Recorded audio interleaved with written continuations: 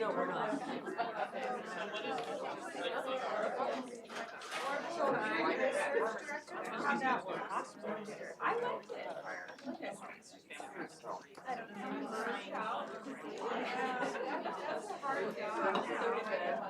That's a tough job.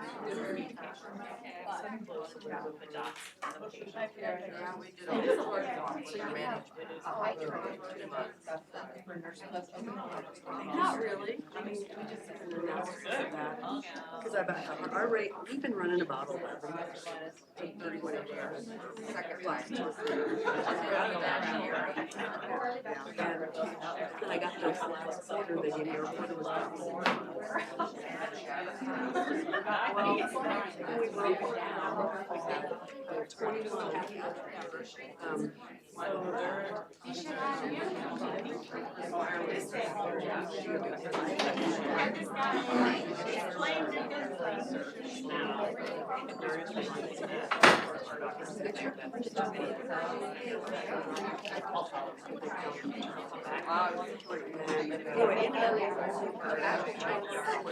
Versus somewhere else, the older reasons other than retirement or dropping dead or whatever, there was something it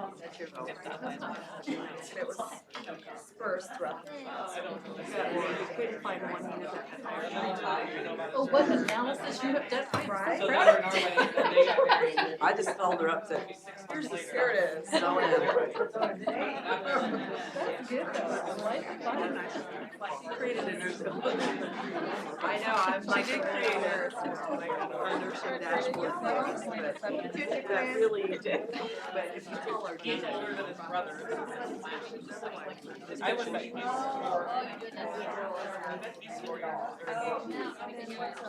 it's months.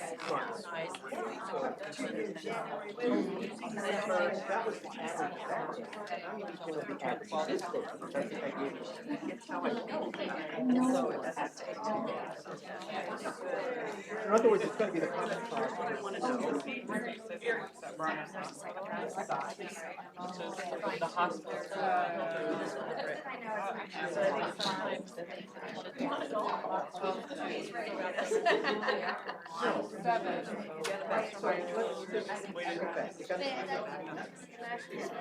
Good, that's the hard part. Moving around. How much can people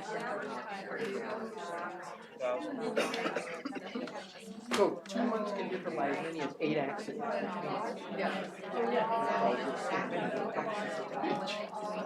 So for what, did you have partial accidents? So now you define the common cause around the average, and I gave you that. Oh, we did your turn. Plus the one now the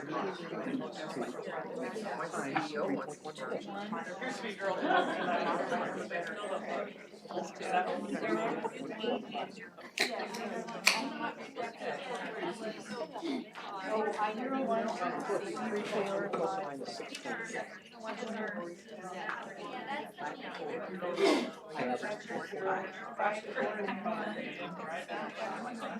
Yeah, and the thing is, you did the run chart. Of course you are. That's why I do this. I've seen it. Yeah. So the run chart says no special, no board, no west, the average.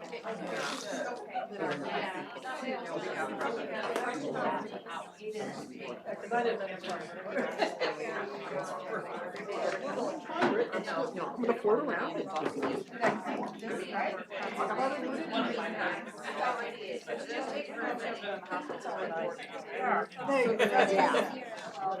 Here we go.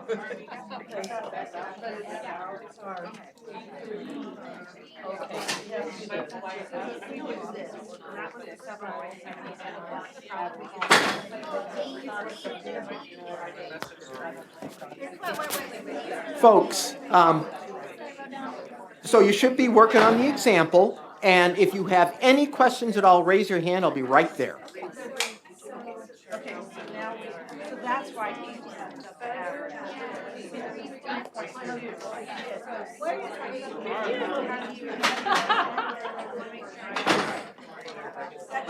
Four minus five.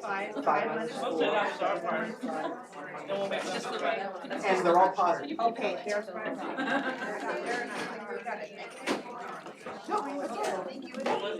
Luckily, it has nice properties. No crime statistics. Wish I could find one.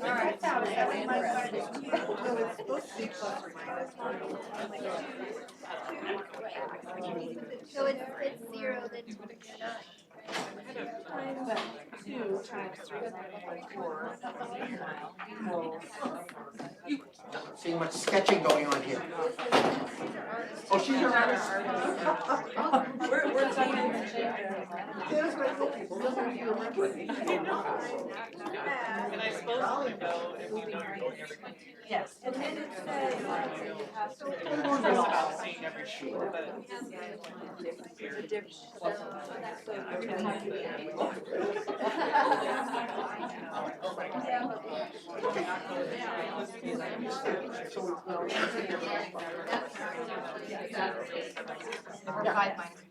No, well, yeah, 4 minus, right, these are all positive, so 4 minus 5, 5 minus 4, 7. They're all positive. So you're gonna have 23.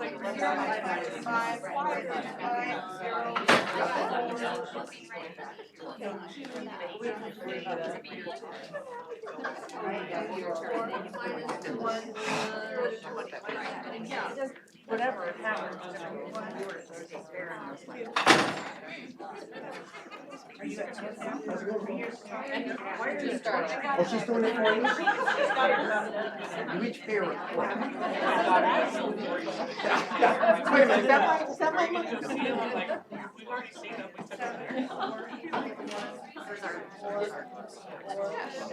And what do you think?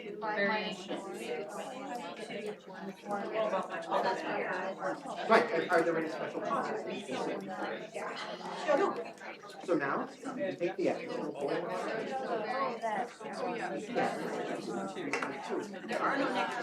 Now you gotta figure out.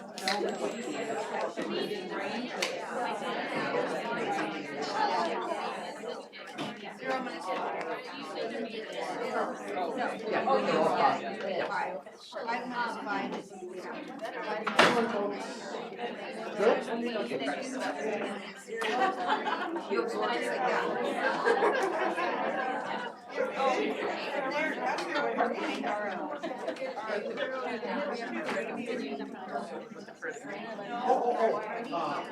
Question about that. Oh, look up.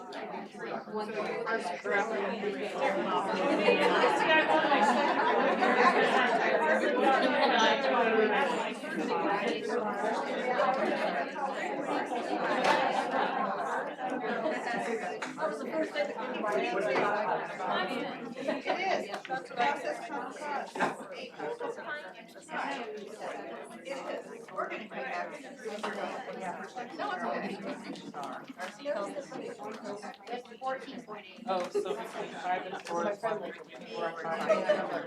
So each one of those steps they have to do. I missed 0, I have to get all those.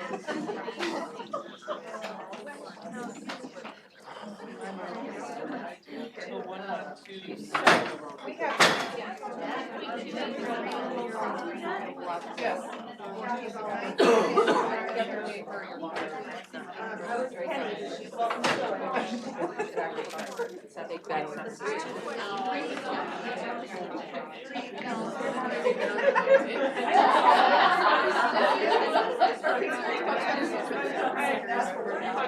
I don't think anybody is.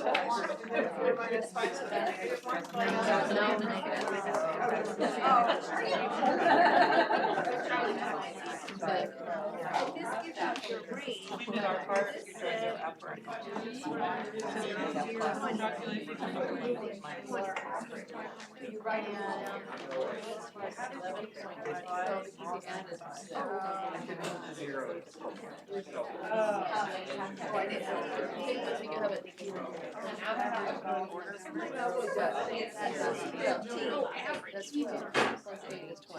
Yeah.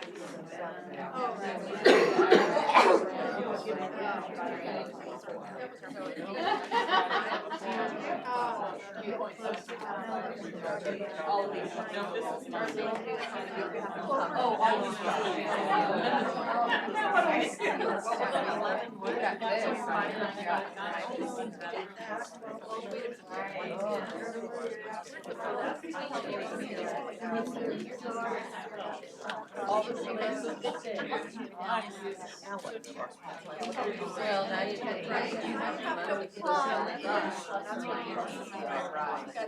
I say we'll let her go. Same numbers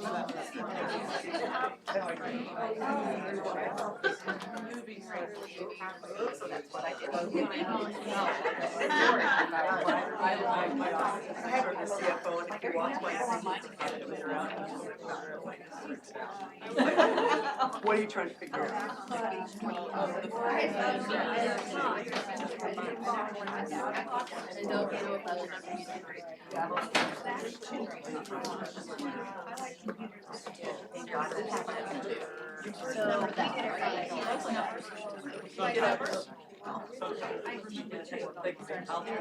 That comes out to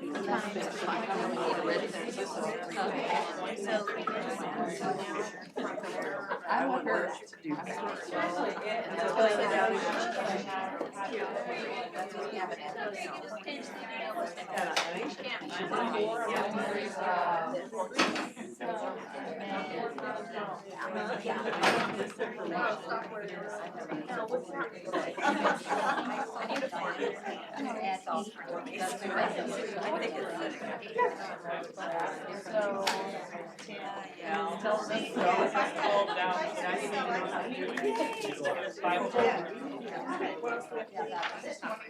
To see if you have more than one.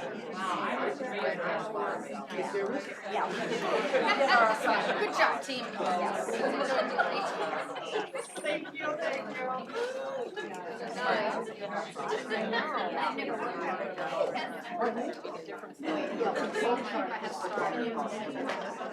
Okay, so it is. The run track, the main purpose of that is, did I have a chance? Then you gotta talk your. And I have a yellow mark.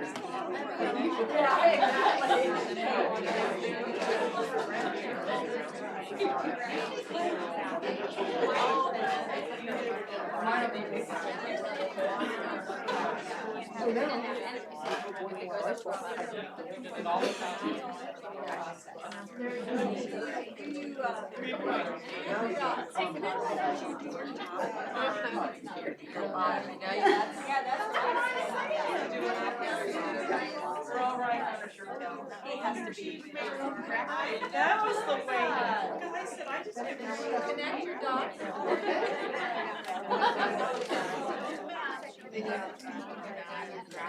so now, use the cards. So I gave you that.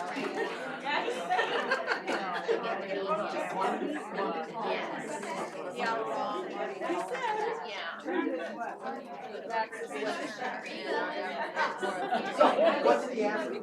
Why do we have so many? 3.2. You gotta wake up. So 3.2.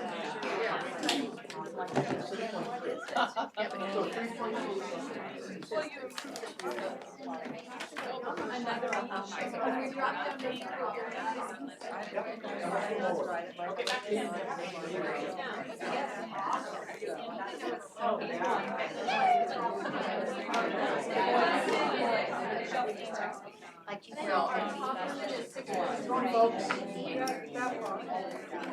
Okay, that's your running time? Good. And other special causes? They're trying to improve accidents, so do you see 6 in a row going down? You see 8 in a row above the median early in the data, or 8 in a row below the median later in the data? So, how do you want? No more than one high score. I can take the average. Okay, that's 1.2. Now, Their construction and those little. yeah, use the median times 2, plus or minus on the average. But then these other two.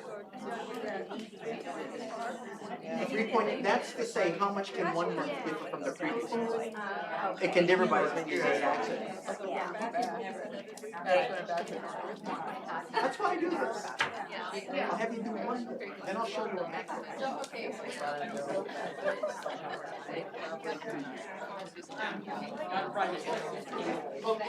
Keep at it, I'll check Somebody else back. told me, oh yeah, they put my feedback and I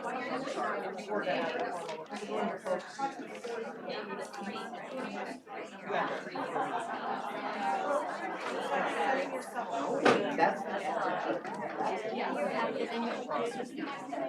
No, but there's No.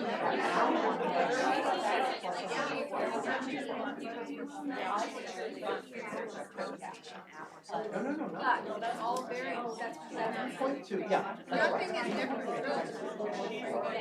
And you're gonna add and subtract that. Can you have negative study.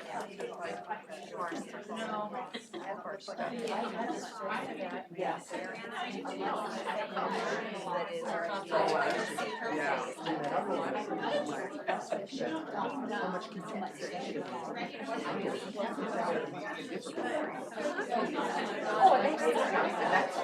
that's why sometimes, in your jobs, It is, if everything was not here.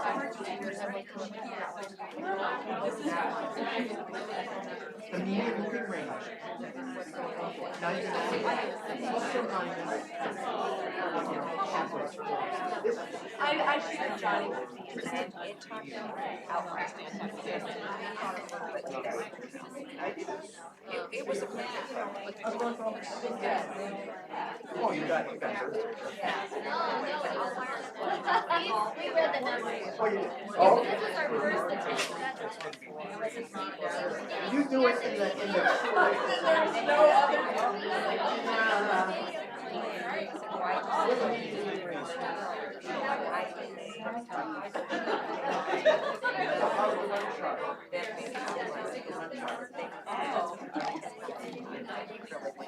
Not only that, but I mean,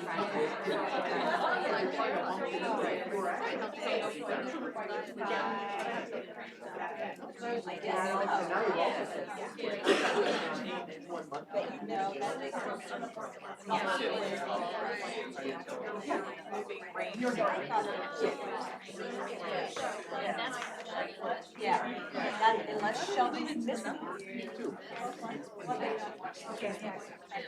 yeah.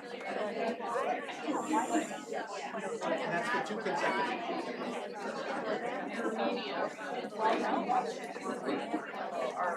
That's the average of this data.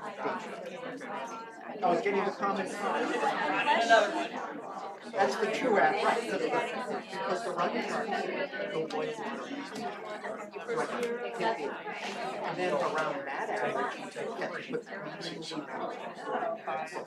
So in the case of your average, is 2 plus or minus.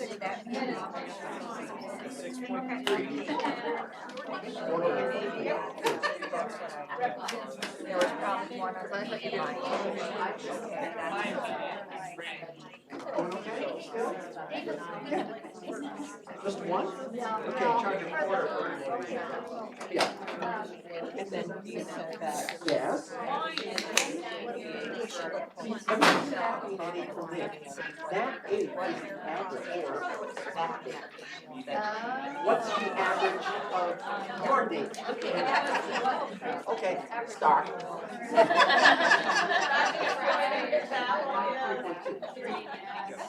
3.2. 3.2. Okay, so Yes, how would you? and so now, yeah, 3.2 plus or minus. Zero, times zero, zero. The median range. So in other words, any 1 month could be like. How would this work with your of those? That's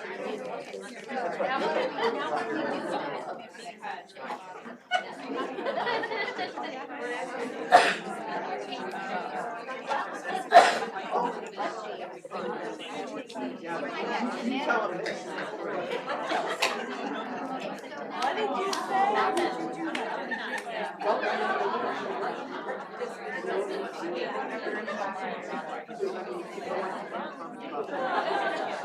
They're all within it. So this is all. Round it off. You can't have it.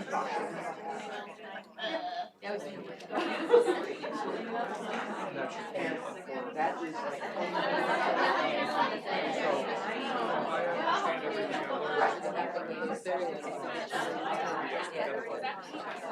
you get it.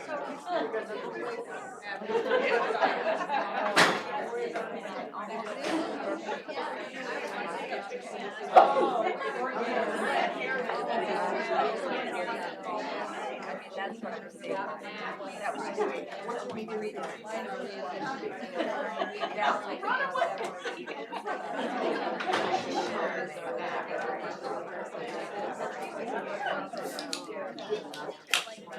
this number. In other words, 2 months can differ by. That's the way it's going. So now, to get the into a run chart. So now you can take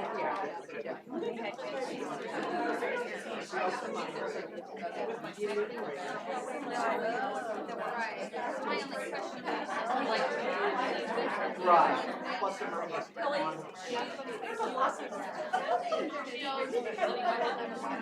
My hair used to be dark. Let's plot that. Yes.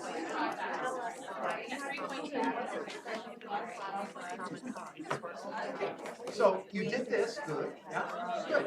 So, right, 0 to 9. That means right,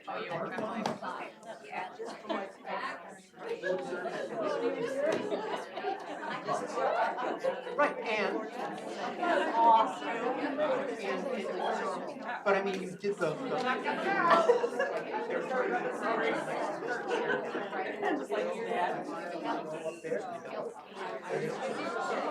so this means you got a baseline. And create the common. So now you're trying to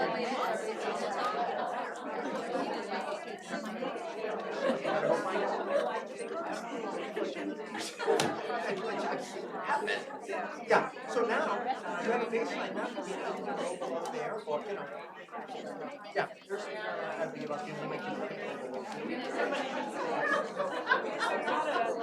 I told Michael that's like 5.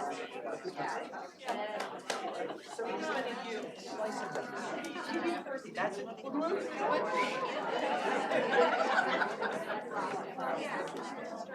Murphy does something different.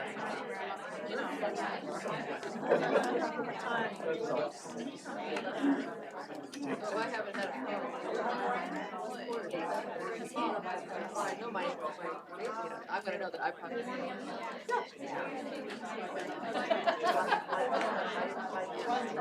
Yeah, that's right. Yeah, I don't.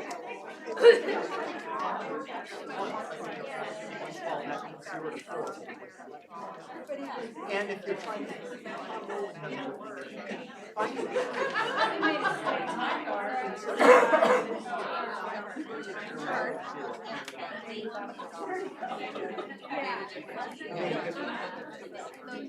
you make it so that it adds more. So sometimes it's not a month, it's a quarter, but then you can We went 68. Until 1.5. And then look back to the last 15, you know, I'm sure you have to. We started the whole idea, you're trying to make me kind of.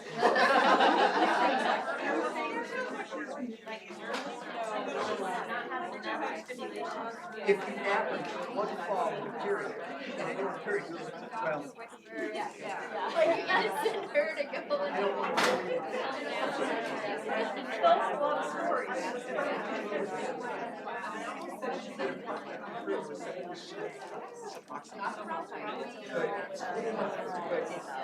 Somebody in your organization, maybe I can mentor. Okay, so you want to know. So if you're averaging one second,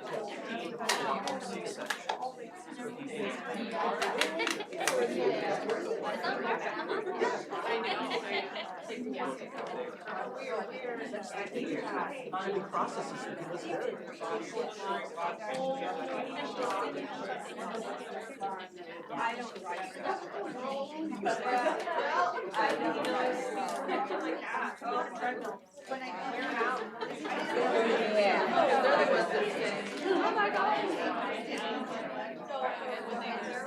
Right, you got two. That's the consecutive months. But like, add and subtract that.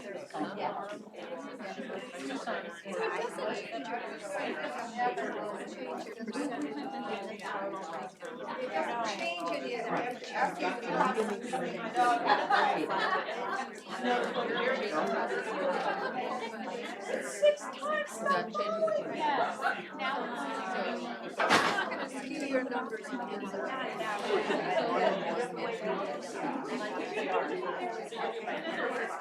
So that's a.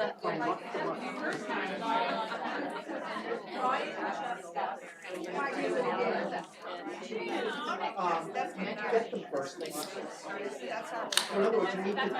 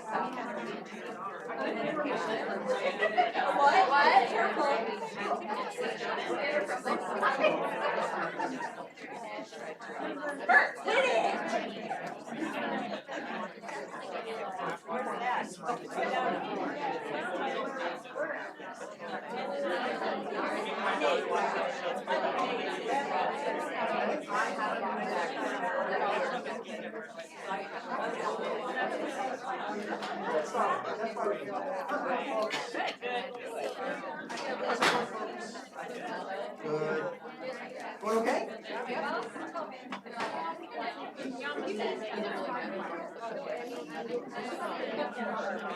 Right, and then here's what we're gonna try. So, they think they're you see an 8 in a row above the median unit or 8 in a row? Exactly. We've done what, 77 new cause analysis. Great. Good work. That says, well, in any one month, can I switch? So that's what it's called. Yeah, good. And so it's the average plus or minus. Yes. So 0 to 9 is equal. Yeah. I know. Better? No, there isn't.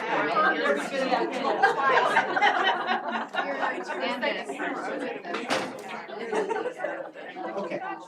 Yeah, that's so you can find the natural. I gotta use my napkin, sorry. So you want to know, well, what can I ask? Well, what was it? Good, good. So now, you would like to so I can take you out. There's no boiling water ice. So I can take its average. So now,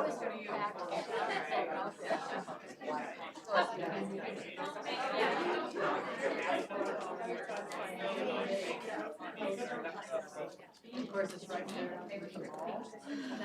times 3.5. Ellen went with us, and we're not moving anything, it would stay where it's at, I mean, it would stay. Choose the same. So now we get the break. That's too far. Okay. For now, I'm going to go over it again up front. Right back where you was. Sat down. Okay, folks? That's where I'm in my lab, I understand. Okay, folks? All right. All set? Oh, We're happy with it. a little better. You want to know what? Yes.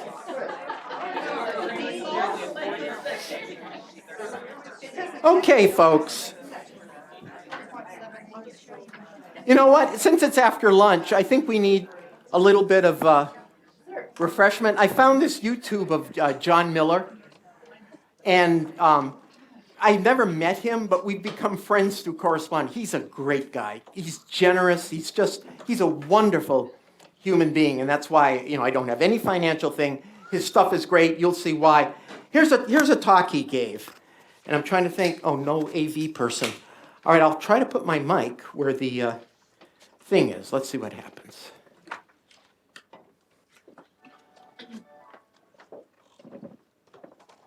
I have all these leadership roles in life, and as sure as I'm standing on this big stage, you know what? I better be standing on the rock of personal accountability. I'm going to tell you right now, if you're training on customer service and team building and change and selling skills, and you're not building personal accountability into the hearts and minds of everybody in this company, you are not getting full value Can you hear? from that other training. Personal accountability can be taught, and that's what QBQ is all about. Asking better questions, making better choices. If you could change one thing to enhance the effectiveness of your organization, what would you change? If you could change one thing to enhance the effectiveness of your organization, what would you change? Most people come out with the P's. Programs, policies, products, pricing, procedures, people, more people, less people, different people. And one guy wrote down Pepsi. No, I'm not kidding. He submits it to me on a 3x5 card. He says, "Dear Mr. Miller, if we could just switch the Coke machine in the break room to Pepsi, life would be great around our firm." What was the question? What's the one thing you would change to enhance the effectiveness of your organization? If I had asked that at minute one today, I can almost guarantee you, it sounds kind of arrogant, I know, I can almost just guarantee you that nobody in this room would have said what? Me. Who's the only person we can change? Yes! I'm sorry, I just get so excited when I get a group that is slightly above average. I know I can only change me, John. You didn't need to come to Atlanta to teach me something so basic. Okay, fair point. Quick question. As I've been up here talking about personal accountability, how many of you, come on, be honest, we're picturing two people you know who are not here but should have been in this meeting this afternoon to hear this message on personal accountability? How many of you have been thinking, glad my boss is here? He might need a remedial. Now, I speak to a lot of corporations that have done way too much team building. We've done so much team building over 20 years, we've lost sight of the power of one. We've lost sight of the individual. And so we actually end up using this kind of language. We hide behind the team. Well, the team didn't get it done. The team didn't have enough resources. The team wasn't committed. Nobody on the team cared as much as I cared. My middle name is Martyr. The team has become the excuse for things not getting done. Kim and Ken had the QBQ book. They live in Minneapolis, Minnesota. They were driving to Madison, Wisconsin, 4-hour drive, couple in their 40s, been together 20 years. They took the book with them. They decided to read it to each other in the car on accountability, chapter by chapter. Kim later told me after a half an hour it degenerated. It went like this. Oh, honey, do I have a page for you? Oh, yeah, dear, have you seen page 70? Your picture's on it. What can I do to adapt to the changing world and continue to develop myself? Those are powerful questions. They denote ownership, they denote accountability, they're all about responsibility, and they are the opposite of blame, victim thinking, procrastination, and the opposite of our society today. So no longer do I say, why do we have to go through all this change? And when is someone going to train me? And I begin to say, well, what can I do to adapt to the changing world? Life's more fun that way. How can I develop myself? Because that's my job. I own it. See, here's the problem with victim thinking. The minute I play victim, who am I serving? And be careful with your answer. Who am I serving when I play victim? Nobody. I'm not even serving myself. There's a better path. It's called personal accountability. And is it fair to come in and lecture people and say, you need to be more accountable? No. We need to show them how. The QBQ is the way to do it. Okay, thank you. Thank you, folks. I'm sure you could talk more about victim thinking. We probably all could, but let's move to the center of your sheet. Let's avoid questions that begin with when. Have you ever heard these questions? When will they get back to me? When will the customer return my call? When will I find good people? When will Fran give us the vision? What consultant started that myth that we can't be productive and effective without a vision? How about this one? When is someone going to clarify my job? You know what? Adult says this. I will clarify my own job because I'm a risk taker. I will make a difference. I will add value by clarifying my own job to the extent that I can. You mean I can't blame competition? You mean I can't blame the marketing department? You mean I can't blame Rochester? You mean I can't ask, who gave me these people? Oh, I hired them. You mean I can't blame the economy? You mean I can't use the 10 terrible words? You all know what the 10 terrible words are? But boss, my country is different from all the others. And then I'll go to the office and I'll ask questions you've never heard at O'Reilly's. Who dropped the ball? Who missed the deadline? Who made the mistake? Who gave me this location? And all of a sudden we're all wrapped up in the new uniform, the company coat of arms. Have you seen the company coat of arms? If not, here it is, the company coat of arms. You ever seen that? What a waste. Finger pointing and blame. Have you seen the circle of blame? Have you seen the circle of blame? I'll just use a corporate structure. CEO blames a VP, who blames a regional manager, who blames a territory manager, who blames a store manager, who blames the employee, who blames the customer, who blames the U.S. government. The government blames the schools, schools blame the Board of Education, board blames the teachers, teachers blame the parents blame the teenager, the teen blames the mom, and the mom blames the husband, and the husband looks back at the wife and says, why didn't the caramel corn go overnight? I walked in the Rock Bottom Brewery restaurant in Minneapolis on a Thursday. It was so busy, they actually gave me a stool at the bar, and I sat down, and I was waiting to be waited on, and after a few minutes, a young man runs by me carrying dirty dishes on a tray, and he stops and he looks at me and he says, sir, have you been helped? And I said, well, no, I haven't been, but I really just want salad and a roll, and I'm kind of in a hurry. Well, I can get you that, sir. What would you like to drink? I said, well, I'll have a Diet Coke. It's my favorite. And he almost looked disappointed. He said, oh, I'm sorry, sir. We only sell Pepsi products here. I said, no, thanks. I'll have water and lemon. He says, great, I'll be back. So he takes off, and I'm sitting there waiting, and a couple minutes later, he's back with the salad and the roll and the water and the lemon. Thank you. You're welcome. And this is a very key point. Very key point. I was satisfied. Suddenly, I feel the wind of enthusiasm blowing behind my back. The long arm of service shoots over my shoulder. Places right next to my plate, 20-ounce bottle of, help me out. Grew up in Chicago last week, said Bud Light. No, Diet Coke. And I was just so surprised, I just muttered something like, thanks. And he he takes off, and he's yelling, "You're welcome." And I had one thought: hire this man now. I smell something marvelous in this young man. I don't smell any victim thinking. I don't smell any procrastination. I don't smell any finger pointing or blame. I don't smell anybody asking, when are we going to get the vision from the senior management team? When are they going to get us the pride? All this stuff.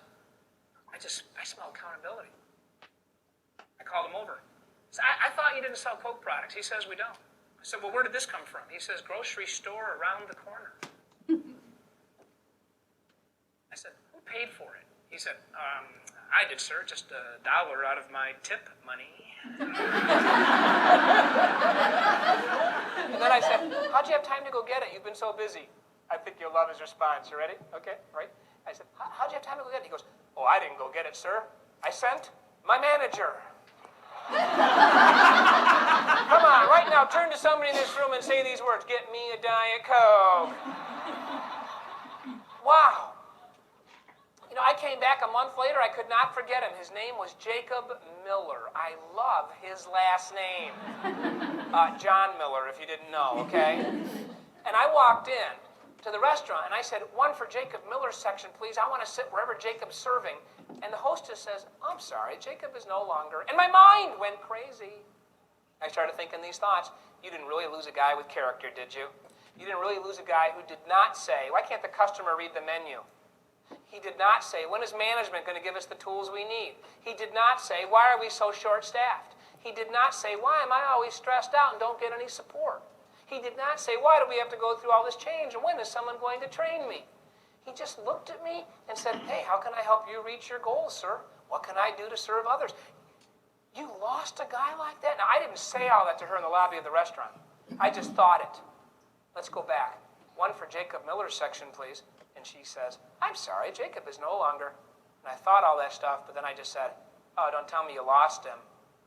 And she says, oh, no, sir, we didn't lose him. We promoted him to management. And I said, management, what a waste.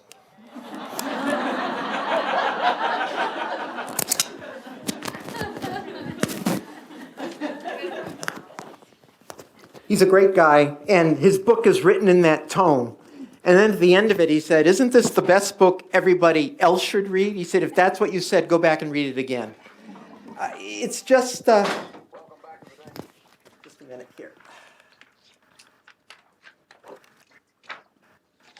Hey, Ramsey Show, we're glad you're with us. And I noticed somebody pointed out I didn't have a reference for him in the materials, and the only excuse I have for that is a cow flew by. And I forgot to put it in there. I guess I can get away with that in Wisconsin. I don't know what I say in Nebraska. So anyway, sort of a nice light thing after lunch. So qbq.com is his website.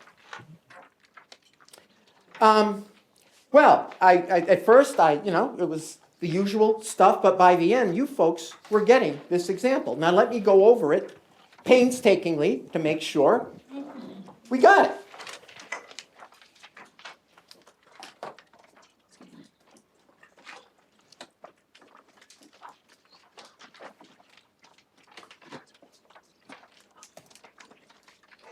Okay, so you have the data, and first thing you do, plot the data in time order.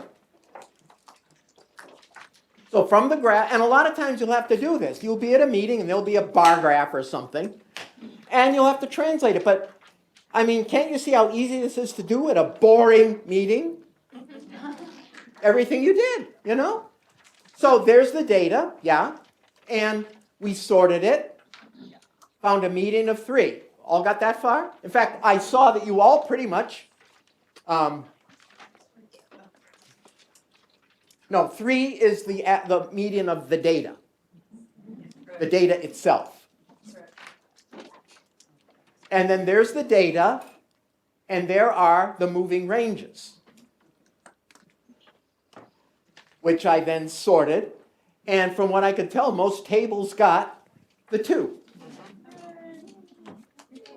By the way, this is in the back of your slide packet on 139. Well, I figured you want an example. Yeah. So we plot the run chart. Now remember, we use the median on the run chart to say, did we have boiling water and ice water?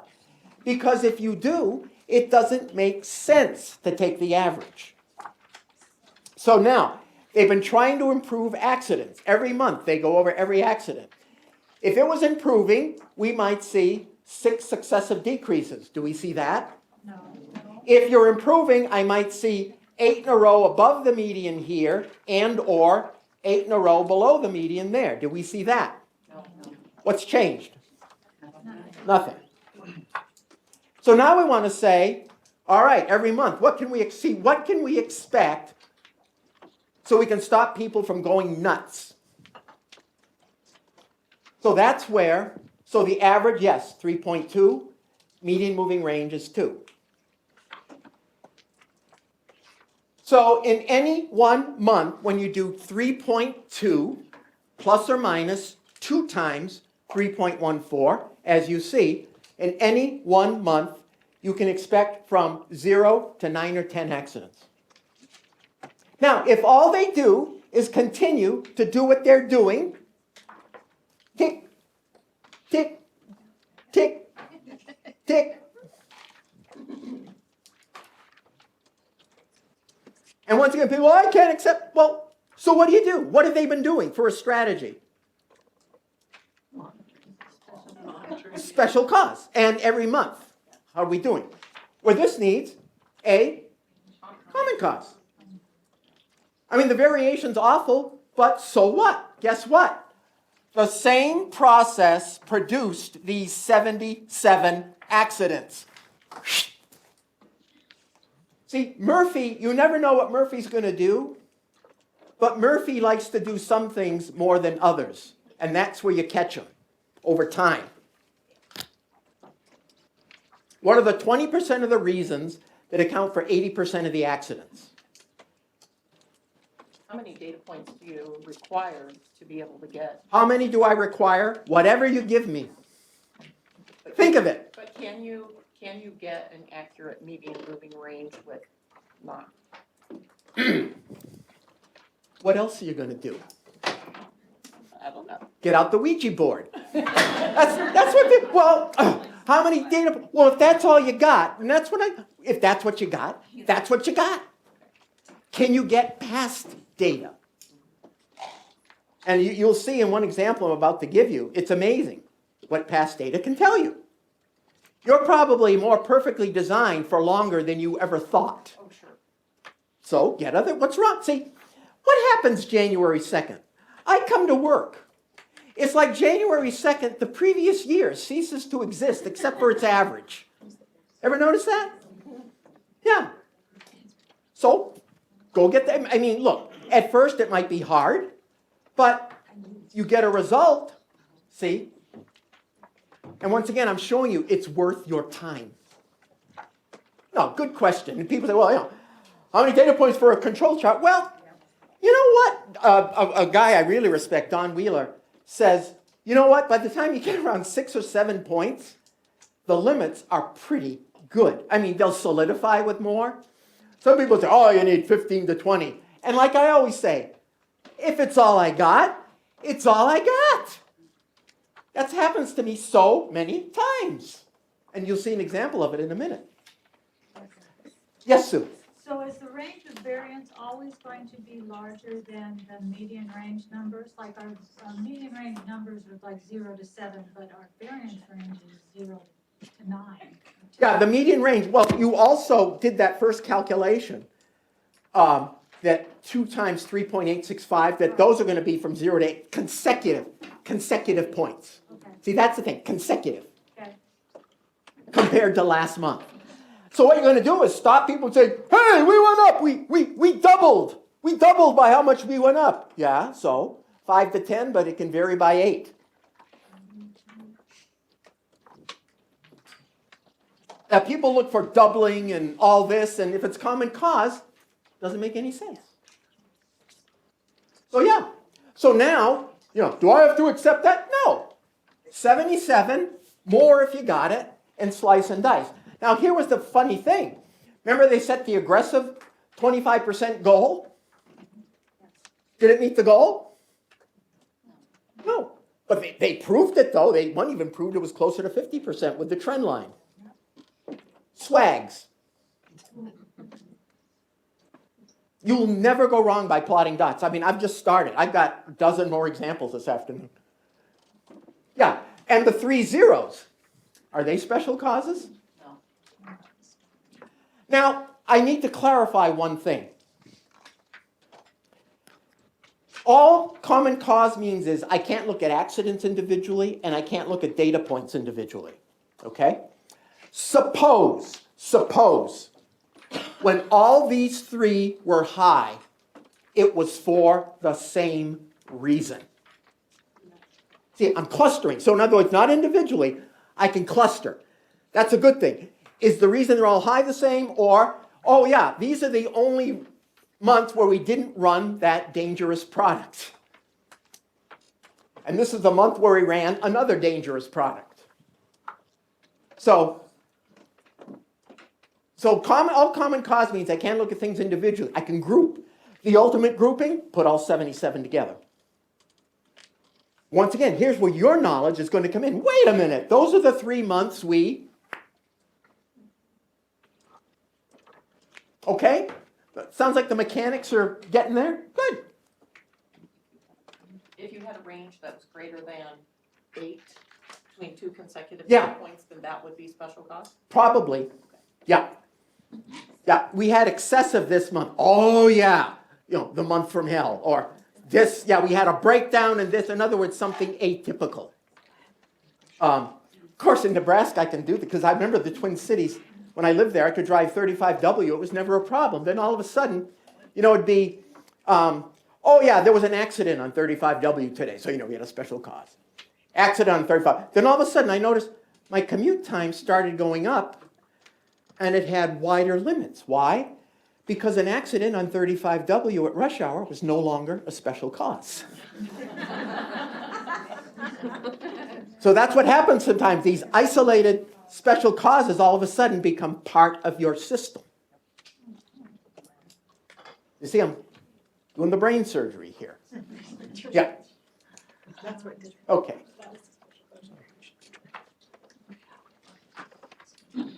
Oh, 76.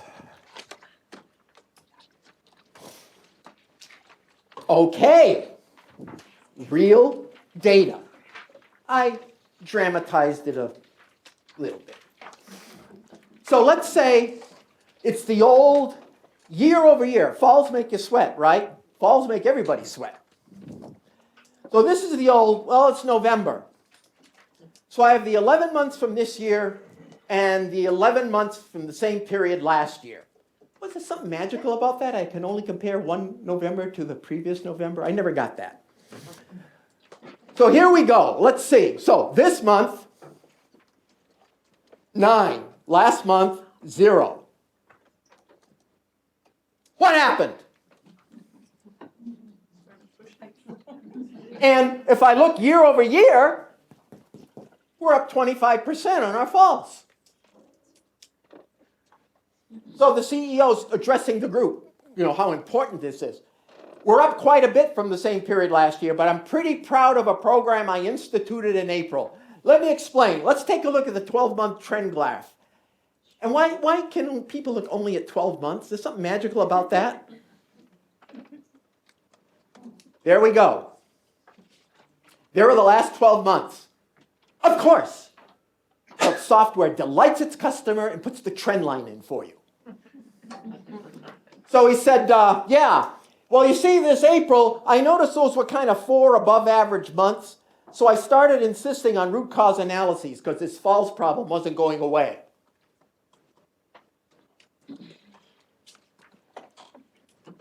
And I've seen graphs with that too. But look what happened. What happened, folks? What happened? Do you see that trend?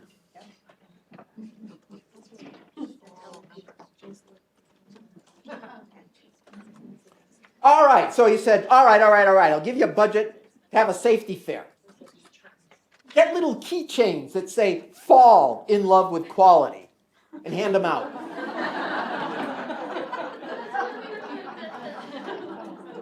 Okay, we had the safety fair. Hey, look, look, look. Good work. You get pizza. Uh-oh. Yeah. Now, how many meetings have I just simulated? Okay? You're in a meeting like this. Somebody puts something like this up. Can you reconstruct the last 23? Well, between this, you have 22 months, and then you have this, which lets you fill in the December. So you can reconstruct 23 months from this data.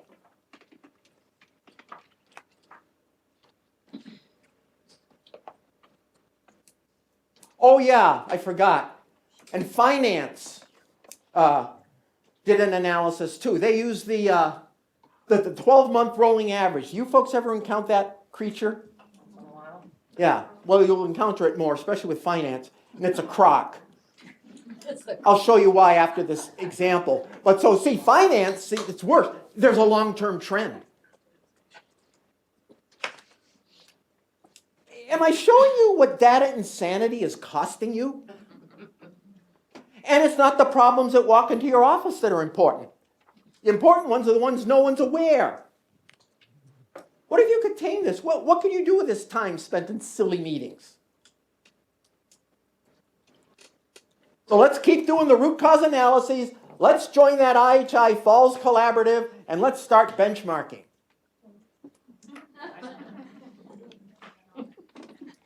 Some vague solutions for a vague problem. And vague results. I'll be darned. Yes, vague. What's the first thing you need to do? You're in a meeting and this nonsense is going on. And you know it's going to go on for at least a half hour more. What can you do? Plot the dots. So guess what? Oh yeah. No. You run out and you do an Ishikawa. What causes falls? You want vague credibility? And like I say, you find out the problem was here. So you know what? And you collect data. You find out the problem's here. Now you've made all these people mad, see? Because you wasted their time. Oh yes, Matthew May. I do this mainly to show you, I understand, you get a laugh. In your supplement on page 2, I love this stuff by Matthew May. Yeah. His 7 seemingly unshakable truths about projects. A major project is never completed on time, within budget, or with the original team, and it never does exactly what it was supposed to do. Number 2, projects progress quickly until they become 85% complete. Then they remain 85% complete forever, sort of like a home improvement project. When things appear to be going well, you've overlooked something. When things can't get worse, they will. Project teams hate weekly progress reports because they so vividly manifest the lack of progress. A carelessly planned project will take 3 times longer to complete than expected. A carefully planned project will only take twice as long. The greater the project's technical complexity, the less you need a technician to manage it. If you have too few people on a project, they can't solve the problem. If you have too many, they create more problems than they can solve. That sound like your reality? I just saw that a couple of months ago in an article. I went, wow, that guy gets it. Yeah, no more vague. Oh yes, then let's test some good ideas. Yeah.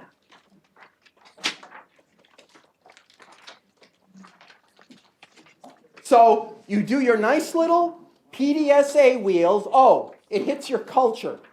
It falls into a whitewater raft. There's your do, which results in that. Oh yeah, and you have a data process. Measurement, collection, analysis, interpretation. And you get, see from this morning, you understand this now.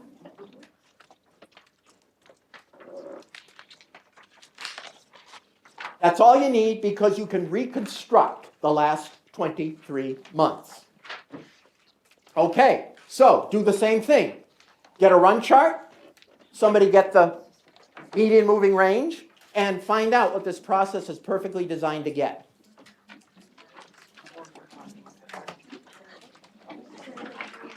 This one should go a lot more smoothly, but I'm still here for questions.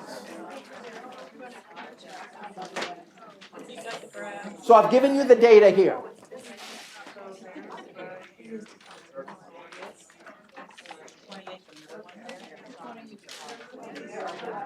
I'll do the, I'll sort. I'm doing the box. You did a great job. Are you doing the box?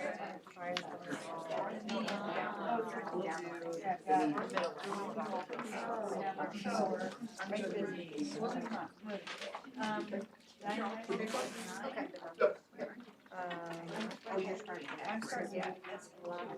9, 7, 2, 1, 1. Shoot your hand up if you have any questions. 0, 3. I think this will go a lot more smoothly for you. 3, 5, 0, 5, 4,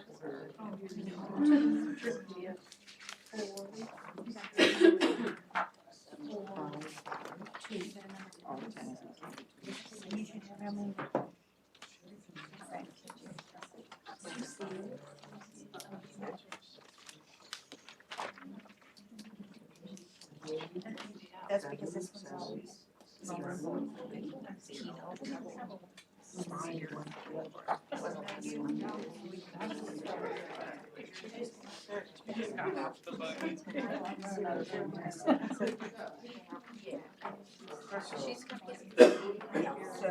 So, do your movie.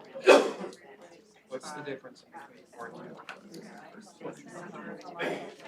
Difference in with 6. Don't even do the 0. Don't even do the 0. Doing any better? Okay, you're fine working alone. I mean, don't hesitate for the movie. No, it's flat. Doesn't need to be Rembrandt.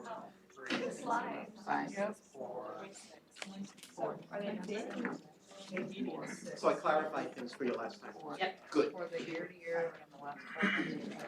Using whole numbers. Now we're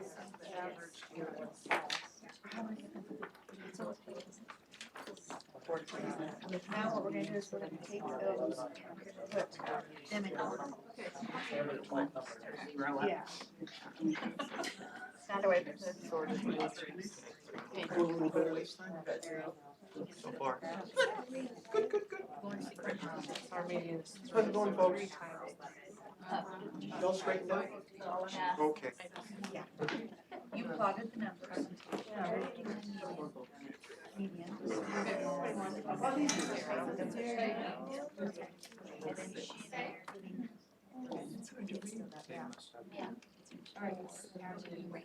Guys are awfully quiet. I take that as a good sign. Now, you taught this in your belt training? Along with the 6 other kinds of charts. Going okay? Great. How's it going, folks? Good. Going okay? Great. How's it going, folks? Good. You okay? And I remember last time we clarified. Good. I'm trying to calculate on my phone. Folks, okay? You doing a little better this time? How's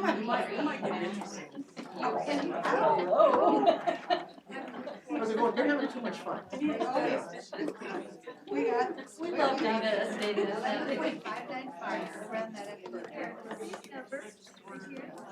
That is what. Going okay? Going okay?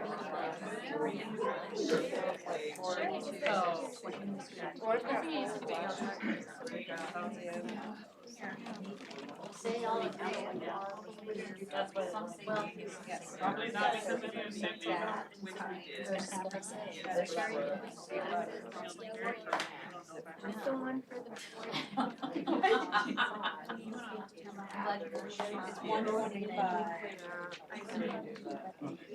I don't know. But my sister-in-law and I are working on it together.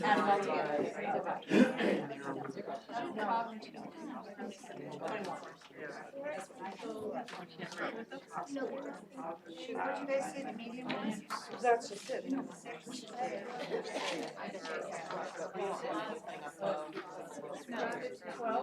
The living range was. It's on the elevator. Well,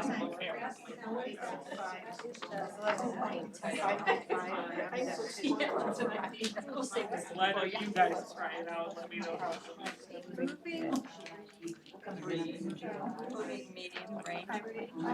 mean, good job, I'm pretty sure once you go to jail, you take your nursing school. So then it's free. Nice done.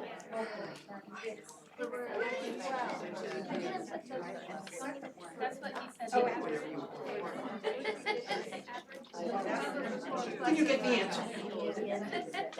You don't get credit for the right answer. How did we get to that? How did we get to that? So should have added. Yeah, he's saying calculate the first one.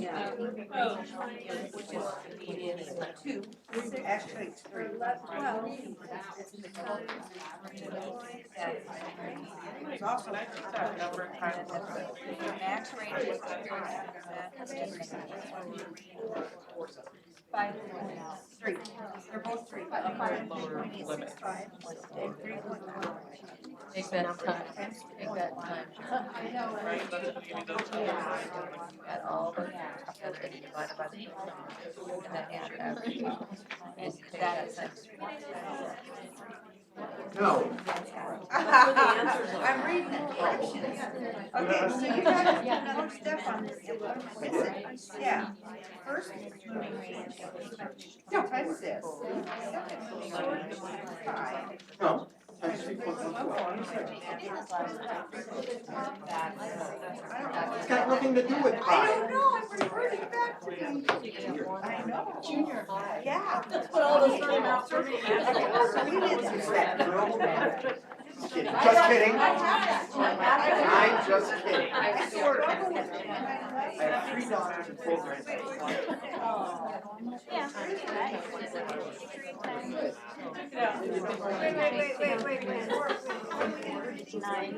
I don't understand. Okay, so that's how much 2 consecutive months would do. Yeah. And that's your common cause around your average. So what was your average? No, the average. I gave it to you. It's 5.4. 5.4 plus or minus. You added these together.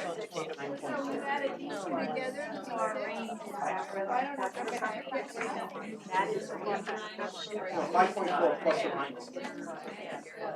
Yeah, it's 14.8.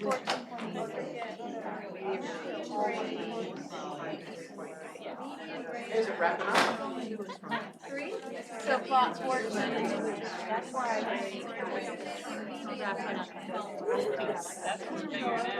she's our expert.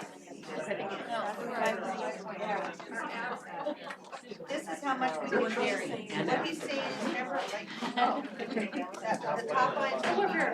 Oh, okay. The 6. It is 9 plus or minus 5. Is our bottom line. So 12 are top. Folks, you're doing really great. I'm getting very few questions. Is it going a little more smoothly this time? Good. Are you ready for me to go over it? Yeah? Okay. I'll be like, Lisa,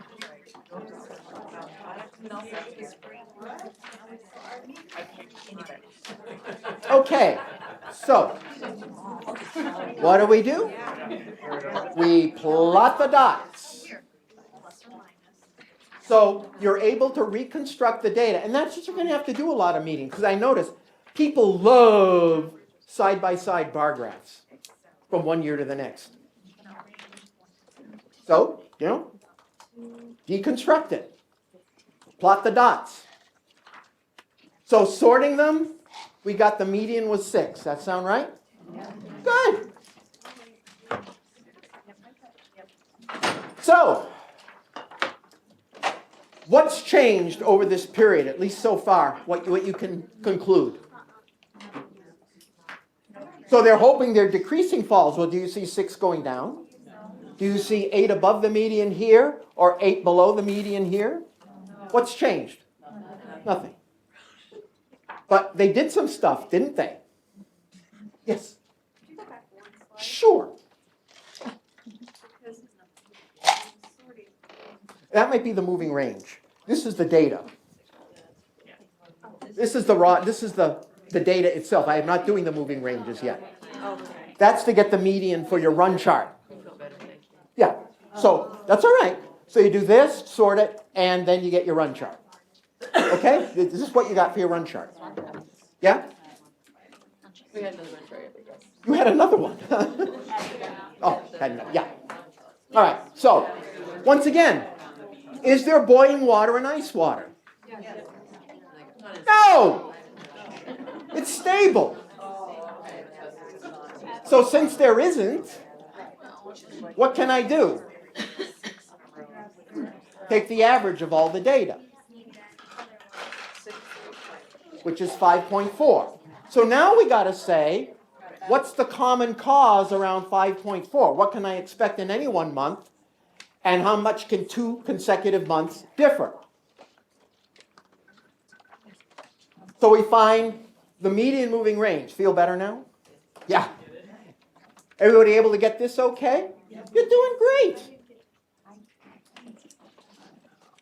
On the average, we all got it? So the median moving range is 3. Good. All right, so now, that's the key. So what is the inherent common cause of this? Well, you multiply it by 3. That's starting to get a little more familiar. So what do we get? About 11?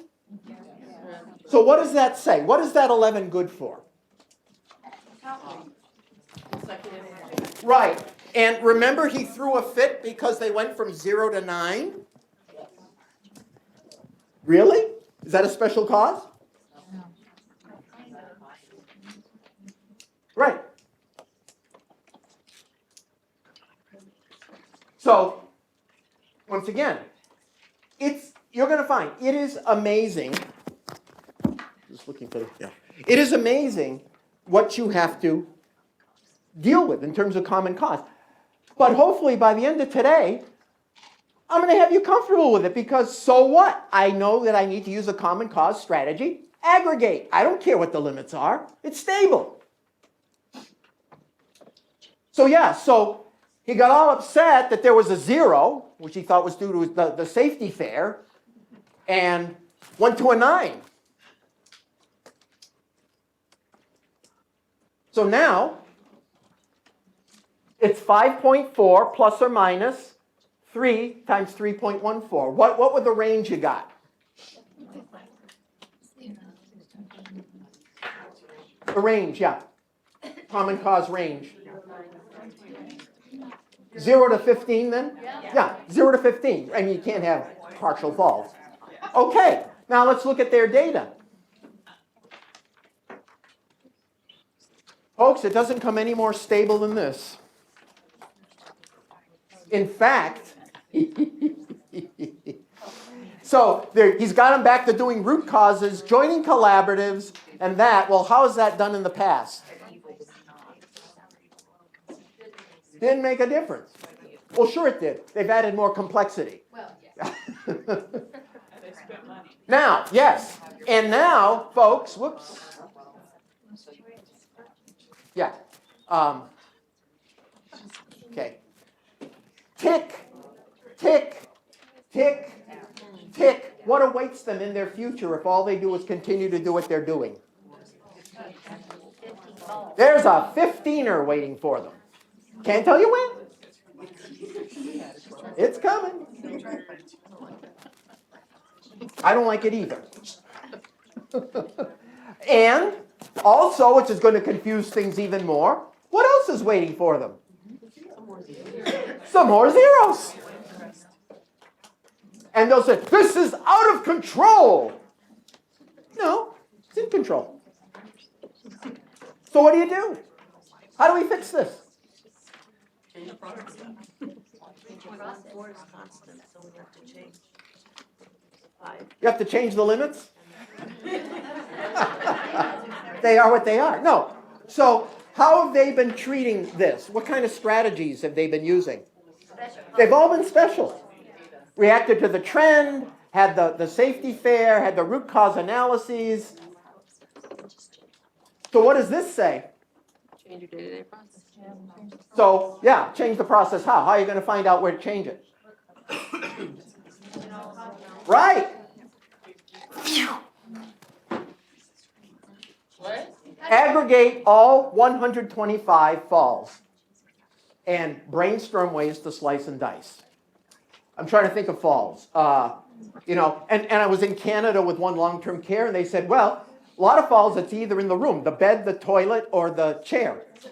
Okay, that's one way to do it. What time was the fall? How old was the patient? Were they on dementia medication or not? Once again, I know nothing. You know too much. You'll be great. You'll come up with more ways to dissect this than you could ever imagine. And that's where I want your brain. Not why did we go from 0 to 9 on that last one. Somebody's going to have to explain it. But once again, I hope you've gotten comfortable with, look at that variation. So what? Aggregate all the falls. And now you have a baseline. Okay, any more questions on this?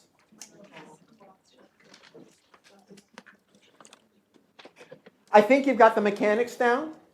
Yeah? Well, don't worry. Like I say, you might be in a boring meeting without your computer, in which case you can do it by hand.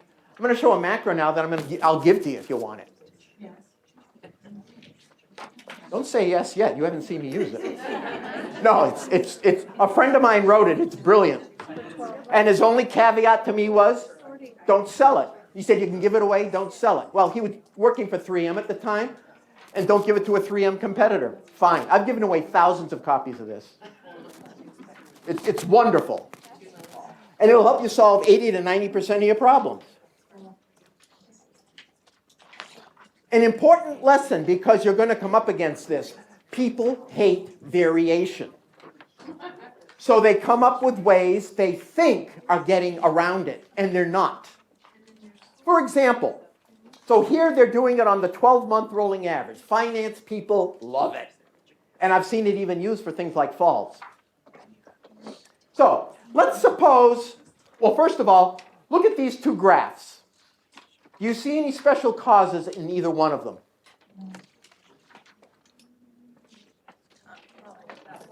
Keep using the rules. Do you see 6 up, 6 down, or 8 in a row above or below the median anywhere?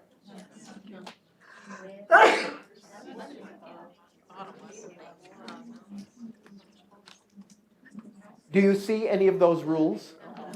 No, and you shouldn't. I generated random data. Okay? As a matter of fact, those are 2 snapshots from the same process. Watch, I'm going to combine them now.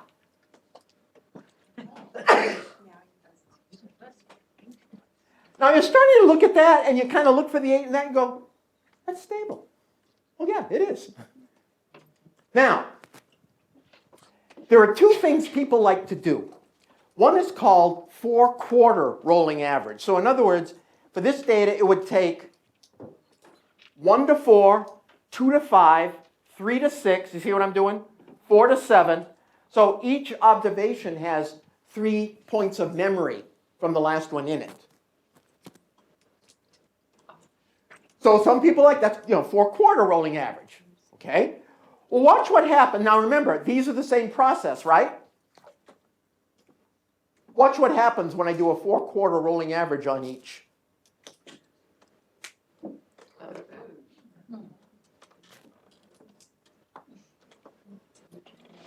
Now would you say those processes are the same? See, and notice how spiky it is. Whenever I see, this is something to keep in your radar. Whenever I see things that are spiky, I smell rolling. But I mean, you'd say, well, those are different, and they're out of control. No. First of all, it's invalid to use my techniques on data that have memory in them, because each data point has 3 points of memory in the previous one. And haven't I got you comfortable with this in the first place? See, they roll. They don't like variation. They think they're smoothing it out. Well, it's creating the appearance of special causes that aren't there. Yeah. When you're counting, the 6 above or 8. Yeah. Can you count them on the line or no? Okay. Thank you. 2 caveats. When you're counting the trend, if it repeats the previous value, you don't add, but you don't stop. So in other words, it hasn't stopped the trend, but you don't call it one. If it's the same as the previous value. Okay? If it's on the median, you ignore it, but keep counting. It's only when it crosses for the 8. And for the trend, it's only when it goes back the other way. So stay on the median for 3 times. And then you keep counting, just you don't count those. So if it's 3 times, you skip those 3. Yeah, as long as it hasn't crossed the median. So yeah, so 1, 2, 3, 4, 5, 6, 7. You keep going. It doesn't, all on the same line doesn't break it, but it doesn't add to it either. Okay, and same thing with the trend. If there's one that's the same as the previous, it doesn't break it, but it doesn't add to it. Oh, well, you're going to come up with special causes all over the place here. And not only that, I mean, look how different the 2 processes look, and they're the same.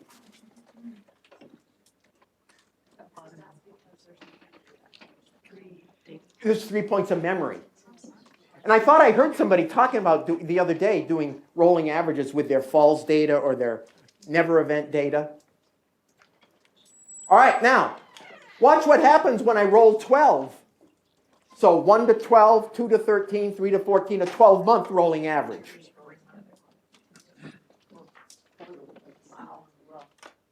Well, in one case, and the other no. So one would get pizza, one wouldn't, see? No, they're the same.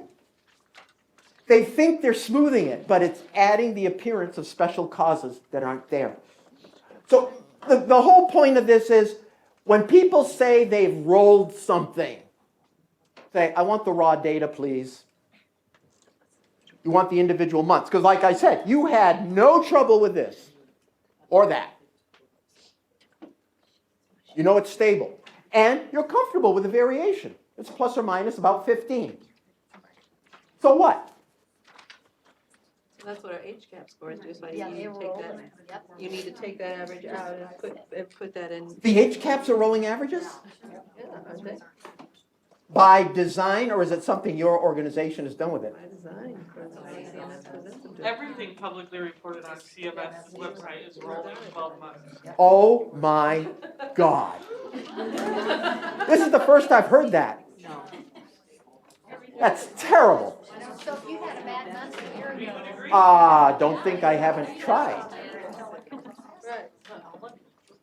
You know, Don Berwick wrote the foreword to my book. He was head of it. I didn't hear from him. Funny what fame does to people.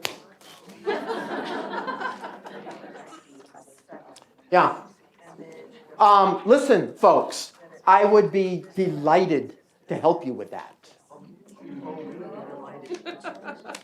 You know, once again, it's like the Code 13. What if a Nebraska group, and I know I'd have Iowa and Wisconsin on it in a minute, if a group of us say, hey, this is crap. Yeah, let's go for it. That's fine. Let them throw the tomatoes. You can't see them. Yeah. Oh my God. See, you see what my passion is? I just want to do good work with good people. I don't care about fame. I really don't. You're great folks. You're going to do good work. And my passion is for you to succeed. And I hope you see, I understand your world. And I've been trying like crazy the last 20 years to come up with ways to help you make sense of it. So now, I think the first part of my lecture today helped that a bit. But now, let's get some results to get some leaders in here. Yeah, I mean, if you have the data, the 12-month rolling average, and you can get the data, well, I mean, let's work together. And then, do you have get-together meetings? Yeah, like Iowa does. Get together, because that's what they're going to start doing. From my talk, they got some things they were going to work on, then they were going to get back together to see how they were doing. I think that could be a tremendous learning experience for you. Good gracious. So all these hospitals you go to, this is the first time you missed it really. I didn't know that. And I know another guy who used to work there who doesn't work there anymore, who was a darn good statistician. If any of you heard of Rocco Perla, he's got a couple of really good papers out. Very practical. He's a PhD, but he speaks English. I have a lot of respect for him. A lot of respect. Yeah. Good gracious. No wonder you got, you feel, yeah. Am I taking some of the, well, maybe not the frustration, but let's put it this way. Like John says, don't become a victim of it. Let's each I do something. How can I help you succeed? So yeah, so the bacteremias, slice and dice all 150. So this is called the common cause strategy of stratification. That's your first attack. Now here's something I think is important because there's this whole thing, we need to get the front line involved, blah, blah, blah, blah. No, not necessarily. Here's what you do. You find the 20% that's interesting. Now you involve the front line. Unless you think they'll have some good ideas about how to slice and dice the data, then hey, I'm in. So your first thing isn't to solve it, it's to find the part of the process that's interesting. And Pareto principle, what's the 20% of this process that's going to get 80% of your bang? Start there. So that's common cause strategy number one. And when possible, do it at your level because there might be some in-house data you can use to start it. I love this. One of my favorite Dilberts. The boss said, our goal this year is 0 disabling injuries. Last year our goal was 25 disabling injuries. However, in retrospect, that was a mistake. We had to injure 9 employees to meet the goal. My point is, folks, what's your goal for never events? 0. Now, whether it's attainable or not, but I've now given you a strategy to get as darn close to it as you can. And here's the point you're going to see. You're going to get to a point where it's going to flatten. Now it's time for a redesign. In England, on that A&E thing, some people used what I'm about to teach you. They got from 90 to 98%. And then they said, Davis, we started then collecting all the things and slicing and dicing them. There were no more patterns. I said, now you've got your process to what it is perfectly designed to get. If 98 isn't acceptable, you got to do some more redesign with the process. Yes, goal's always 0, but are you at your lowest level? You'll see what I mean in a minute here. Here's the definition I like of a never event. It's a hazardous situation that was unsuccessfully avoided. Think about that. That's a process-oriented definition. The situation is always there. And each patient is a spinning piece of Swiss cheese, and sometimes all the holes line up. So it's always there. You're just measuring the number of times it bit you. And like I said, even if you're averaging 1 event for every 3 months or so, that means in any quarter you will observe between 0 and 4. Yes, keep the focus on the goal is 0 to keep the improvement going. And people say, but you shouldn't have never events. And I go, yeah, but are you perfectly designed to have them? That's the difference. True story. I was at a NICU conference. I was going to give a talk on data. And this was one of the posters. And they were very, very, very proud how they made a difference in NICU infections. And here was the graph they used. I'm not kidding. It's what I call the two-headed monster graph. There's the number of infections as a bar, which is the left scale, and the total number of patients, the right scale. See, the thing is, they did 149 root cause analyses. Well, surely all that work must have benefited, right? So it's just a matter of, let's find a way to display the data. Let's do this. Everybody else does it. So I looked at this, and I was trying to estimate infections in patients. I was measuring things, and they go, what are you doing? I said, nothing. Because if I had this many incidents over this many patients or patient hours, shouldn't I make the ratio of those? It's a rate. If I have twice as many patients on the average, I'd expect twice as many incidents. So I have to adjust for that. So I went in and did incidents divided by patients.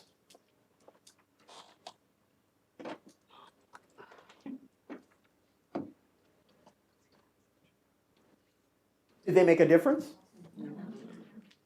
No, they gave a presentation, told everybody how hard they worked, and here's what they did. You go home and copy it? Maybe they did. I mean, all 68 of you, within 10 seconds, knew nothing had changed. How powerful is that? So what should they do now? So they've done 149 individual root cause analyses. What should they do? Root cause analysis of the root cause analyses. Look for patterns.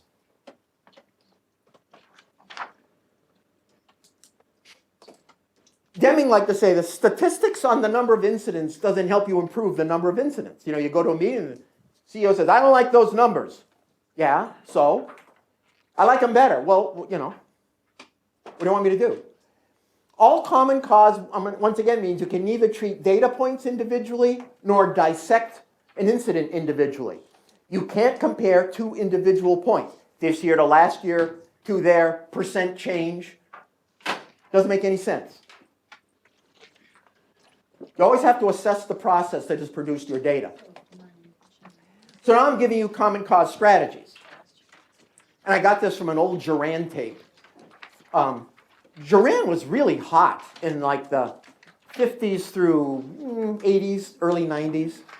You don't hear much about him anymore, but I'll tell you, I read his book. That guy's been around the block. There's so much horse sense in Duran's materials. But it's kind of old-fashioned because he bolts it on. When I think that the consensus now is you got to build, it's not bolting quality on, it's building improvement in. So his first thing was, on a project, on a problem, always exhaust your in-house data. It might help you get some baselines, and you find out what's wrong with it. But hopefully get some baselines. In fact, if it's stable, you might even be able to do some traceability to start some initial slicing and dicing.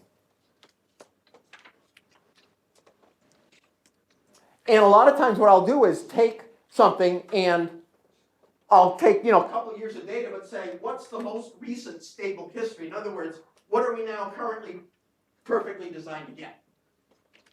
And then that's where you start.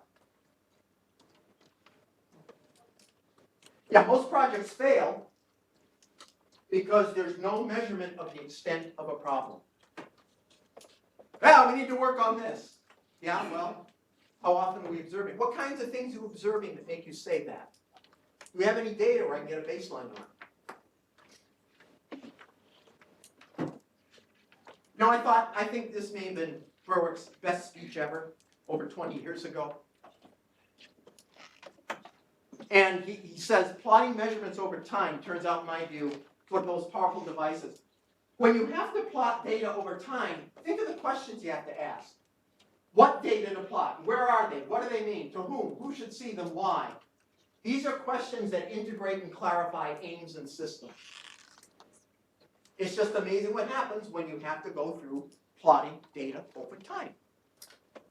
New conversations.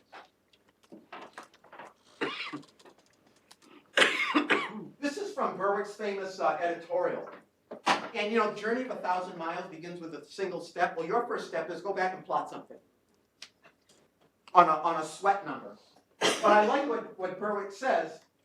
Yeah, what data do we plot? Where are they? What do they mean to whom? Who should see them? Why? Are they defined in a way that makes them useful for this project? That is a most non-trivial consideration. That Pluto, is it a planet or isn't it? Better agree. And does everyone agree to measure it this way? So a lot of times you'll expose problems with your current data process, but that's okay. And then the main thing is with the definition, does it allow us to take the action we want? Is it good enough that it sheds insight where we can take meaningful action? You may have to revise it, I don't know. But does it suit your purposes is the main thing here. Yeah, or are we just... So as I say, the more you know what's wrong with it, the more useful it becomes. Common or special cause baseline. So if it's common cause, in this order, so like I've said already, what's your vital 20%? Now you dissect. See, a lot of us jump to dissection right away. It's, can I identify the 20%? Now I drill down. And only then, now we do an intervention, which as you see, it's the most aggressive of all. Do cultures like it when you do changes or do even pilots of things? No, they don't. But a lot of people, you know, that's why this, you know, rapid cycle PDSA, come up with ideas to test. It's like, whoa. Good idea and 100 pennies get you $1, you know? So yeah, so a lot of times people jump here or they take too much data. Well, this is what I'm saying. What if, what if, what if? Look at part of your job is to take vague situations people are fretting about. Can you focus them at your level? Or even facilitate a small team. What do we have to collect to do that? And do it for about 2 weeks or so. Where's the 20% that is interesting? And I give you some references on these. There was a series of articles I wrote for Quality Digest. And I give you the links on page 3 of the supplement. So it's important, in fact, a lot of people teach. Common cause, nothing you can do about it, you gotta redesign the process. Not true. Not true at all. Anybody who tells you that should be drummed out of town. That is not true. And yet it's widely taught.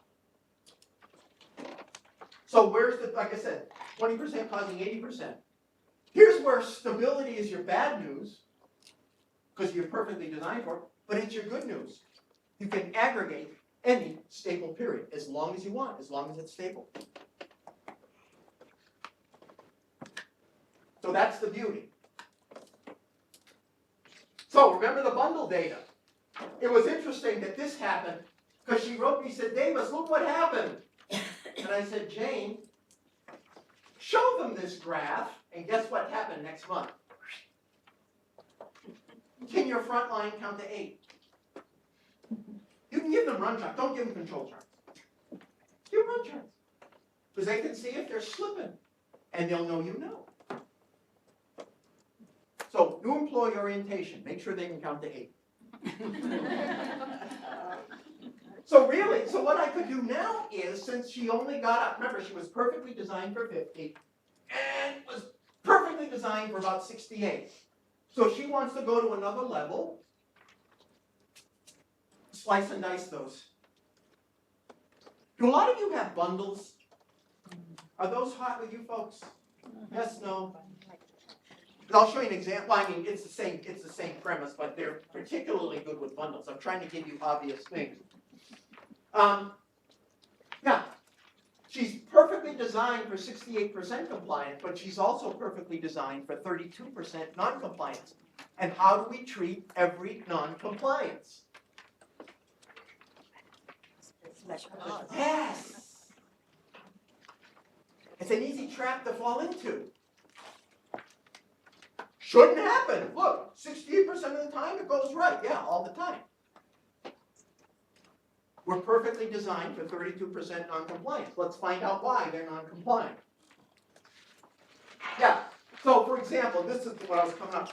This could be your most powerful tool of the day, especially if you can utilize it in the form I'm about to show you. So once again, you have a bundle. Why don't people comply with the bundle, yeah? Whereas, let's say you have a bundle. There are 7 elements to it, and you've got 6 hospitals in your system, let's just say. Or you're comparing it with each other, who knows? So why don't we grab just the last 50 non-compliances to this bundle from each hospital, and let's look at each one and tick the element or elements that weren't followed. So grab 50, tally it up. So let's say you have those non-compliances, and here's how the reasons tally, which element wasn't followed by which hospital. Okay. Now this is the only time I'll let you use little circles, because you are looking for things to scream at you, and they will. So in this case, that screams at you, that screams at you, that screams at you, and that screams at you. I find this is how they got from their 90 to 98%. It's by doing it, the Pareto thing in kind of a matrix form. You'll see the usefulness in a minute. Okay, so should I act on those 4 numbers? Well, wait a minute. Now you'll see the wisdom of the matrix form. So for example, let's look at this person, this hospital. Let's look further at their work. What do you notice? Right. How's the rest of their work? Pretty good. Is anyone else having trouble with this? No. What are the odds for fixing this? Yeah. They could be doing it without realizing, or it might be appropriate. We don't know. But have we focused into something we're going to get a quick solution? Yes. So that's what happens sometimes. You'll have something, and you'll notice one department has a particular problem with one thing, the rest of their work is good, and no one else is having trouble with it. Means different process. Could be methods, or could say, oh yeah, that's the ward with all the HIV patients, something like that. You're going to look for something, you're going to find it pretty quickly. Now, what would happen if they brought everybody from these hospitals here for a seminar on bundle element 3? What would happen? Who else would be angry? You'll make a lot of people mad. In fact, it's not even necessary. In fact, they may not even need the special seminar. We just need to find out what's different about their process. The knowledge exists in the system. Now, what about this hospital?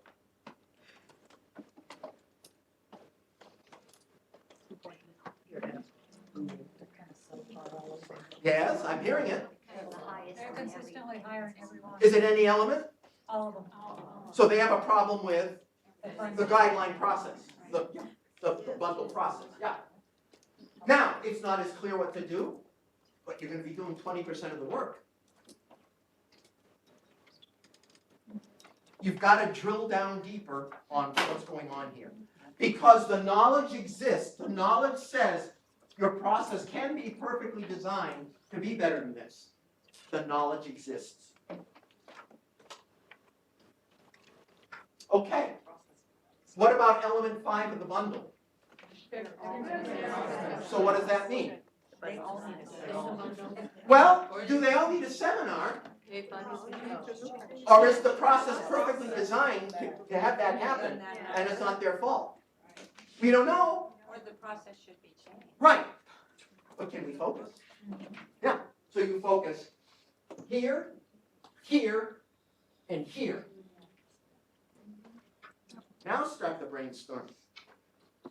Do you think you have some data sometime you can take some things and even start to do this? Help get some more insight into the problem? If you were able to work on these 3 things, you're going to reduce them by 40%. See, by the way, Is the goal entering into this at all?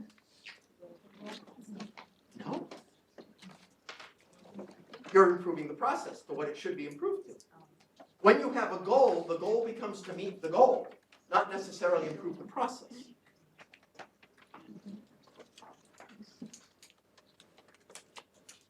So, there's a further cause specific to Hospital B. Performance is good, no one else is having problems. Special seminar on 3 is a waste of time. Hospital E is having trouble with guidelines. The 5 other hospitals aren't. There's knowledge in the system to make it work. We need to look at Hospital E closely about their implementation process. Well, how do you implement it? How do you implement it? How do you implement it? How does that contrast? Then 5 is a problem for everyone. Or I can say the system is perfectly designed to tolerate a problem with bundle element 5. If everybody's making the mistake, the process is perfectly designed to have the mistake. Telling people to be more careful isn't going to do it. Am I tripping off some alarms for you? Yeah. Yeah. But we need to dissect it further. Now, think about this. Unless we stratified, Hospital B would continue to do that. Hospital E would continue the poor performance. Everyone would still be having trouble with element 5. You see what I mean? We aggregate it. And it's common cause, which means I have to use a common cause strategy, stratify, to find the special causes. So once again, common cause doesn't mean you can't do anything about it. It just says, now I need to use a common cause strategy. How can we slice and dice this data? And I find that matrix very powerful, especially when you have multiple hospitals involved, to compare who has trouble with something specifically, who has trouble with everything, what does everyone have trouble with. To me, that's almost could be a common mantra as you approach a problem. And the whole thing is, yes, it all aggregates to a predictable performance. It would be common cause. Like I say, statistics on performance don't help you improve performance. And the goal isn't even a matter. Doesn't even come up. So now you keep plotting. You have a baseline. Did your intervention help? Is this new level acceptable? You've got all the special causes out. Now, if not, you can now redesign. And that's what happened to those people. Gee, Davis, we got from 90 to 98% using your matrix. But then we started pulling it all, and it was all random, which says, okay, you've got your process, what it's perfectly designed to get. Can't get any better than this. And Deming considered that a major achievement. One of Deming's favorite expressions, too, was, he says, a goal without a method is nonsense. He said, if I give you a goal, and you can meet it without me telling you what to do, why weren't you meeting it in the first place? And that's what you're going to smoke out. We have a method now. So, for example, suppose I had done this with my friend's compliance data. See, here she was, 50%, and then say she did a stratification on the bundle elements, and then yes, the feedback needed to be given, and now she's making efforts to find out how she can get to 75. And as you see, she's trending. It's going to level off somewhere. I never got any more data. Starting to all come together now, I hope. Yeah, perfectly designed. So guess what? 191 falls. I just made this up. See, lounge, the lounge at 10 o'clock, or the toilet for everybody, or this time of day for everybody.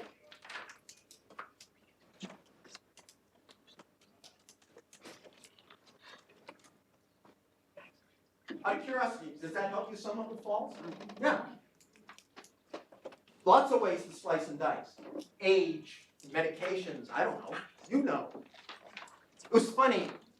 At this one place in Canada, they told me about they were having trouble with falls in the toilet. And on further investigation, they looked. They found out it was stroke victims when the toilet paper was on the side of which they were paralyzed. So he said, we fixed that, toilet paper on both sides. Something as simple as that, but once again, it focused on bathroom. And within that, stroke patients in bathroom. See, to me, this is going to make your job much more interesting. And you use your brain for what it should be used for.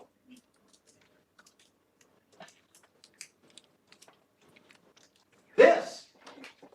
So percent compliance you're held to. Well, once again, percentages are tricky because we treat every non-compliance as a special cause.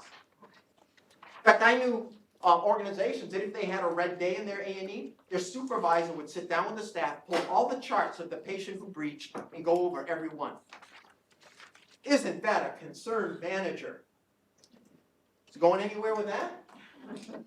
In fact, I took one here, let me plot it. Yeah, improve the process, distort the process, like I said, frightened people are very clever, as I'll show you in a minute. And distort the numbers, or a lot of times the numbers definition. So in one, I took one of those things, so percent compliance, so there it is. And like I say, I can never, ever look at a column of numbers again. I have to plot them. So there's the run chart. Do you see any special causes in that run chart? No? Okay. Now let's go on and do the control chart. Watch what happens. Look at the first week. And when I plotted just about every other strategic health authority, same thing. Week 1 popped out. Different process. Now this happened at another hospital where I was at. They told me they had a policy that no more than 2 doctors could be on leave at once. So let's say I get this, and somebody says, oh, we had 2 doctors on leave. Well, yeah, so? But then there was a place where there were more than 2 doctors on leave. It was low again. There were more than 2 doctors on leave. There was another low point. There were more than 2 doctors on leave. In other words, they had the policy, they weren't enforcing it. So that was a special cause within that. Once again, is there a pattern to the high ones? Is there a pattern to the low ones? And week to week, be different by 3.5% performance. Is what it is. Like this morning, my goals I gave you for your coin flip. Do you notice some variation? They all contain red, yellow, green? And that's the problem. Treating common cause as special. Find out what it is. If you're given a goal, what are you perfectly designed to perform relative to that goal? And once again, think about, do most of you have ERs? Some days are heavier traffic than others, right? So what are your special causes in ER? What days? How do you have to stratify by day? Weekends? Day and night? That's a good one. What else? Husker football games? See, that could be a special cause on the well, every time it's high, there's a football game. You got it. You got it. Or, I haven't heard it come up yet, but the big thing, I know it was in Iowa, readmissions. You're going to plot your readmissions and find you are perfectly designed to have the readmission rate you have. And here's another reason why I like Studer's book. You know what he recommends on that? Call every patient at home, day of discharge. That's gold. Because they're not listening, there's so much going on. And the fact that, it shows caring. And it gives you data where your discharge process is breaking down and causing readmissions. So now you can have a checklist for all supervisors to use from departments to say, these are the things that tend to fall through the cracks. Let's check and make sure they happen now when you discharge. Or it could be different for different departments. But I think, that is like gold for a customer thing. Is just call them at home. Have it scripted. Be sure you know what you're looking for. Because you want to find out what fell through the cracks for them. And if it shouldn't have fallen through the cracks and it's consistently falling through the cracks, you've got a problem. But just think about that. You think if you did something like that, you could avoid some readmissions? And everybody says, oh, I don't have the time. Say priority and say that again. What are readmissions costing you? Maybe this is a fact of life. This doesn't go away. We're all going to take salary cuts. You want that? No, is it a big dot? From what I hear, it's a very big dot.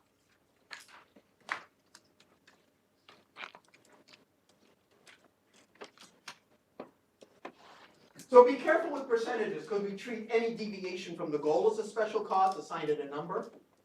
We don't use the average as the goal reference. Remember I said over time, if we kept plotting, we would have eventually gotten 17 as the average for your coin flips?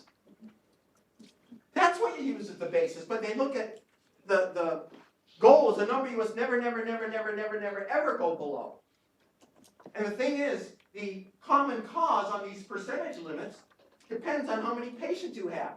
So the patients, so the hospitals that have smaller patients are at a huge disadvantage.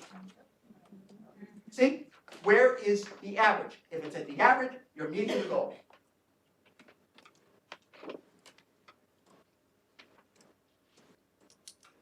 Okay, let me see what time it is. I think it's time for a break. Yeah, 2:30, good. 15 minutes, and then I'm going to go over some scenarios with you, show you my macro, and we'll wrap it up.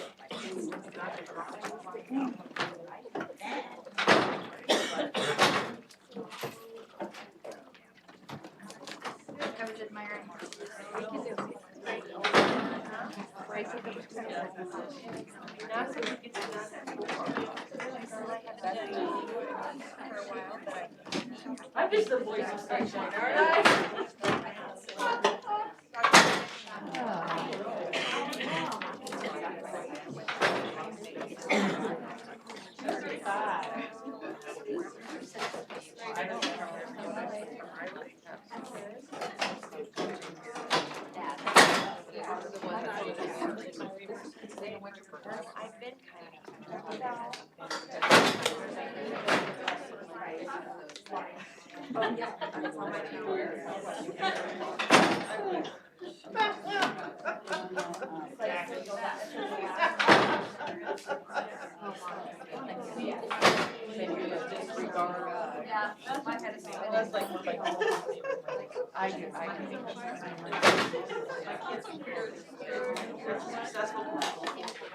Is it Allstate or State Farm? State Farm.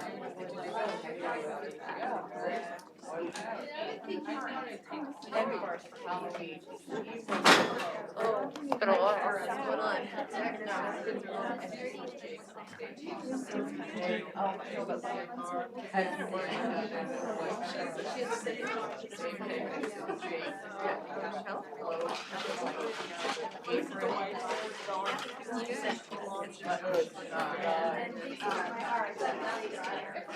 We're quoting the whole commercial. Yeah, you got it now.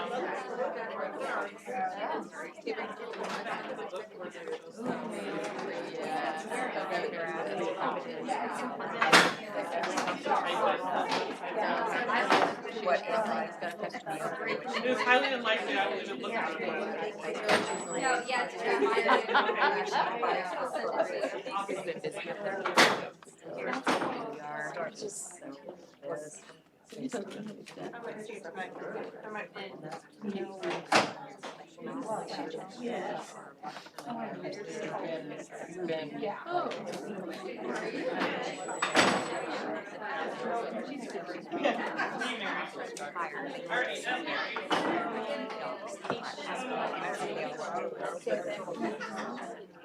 They're go getters.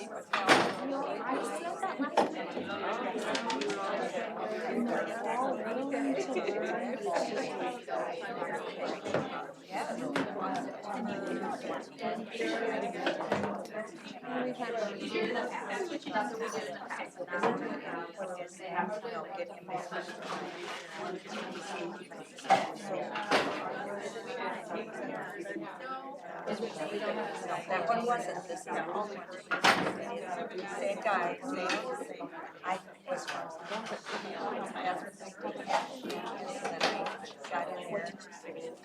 September 13th. But it just depends.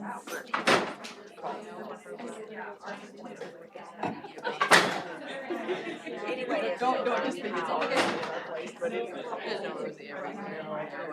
But it's really does. That's why, as soon as I saw this, then somebody should say.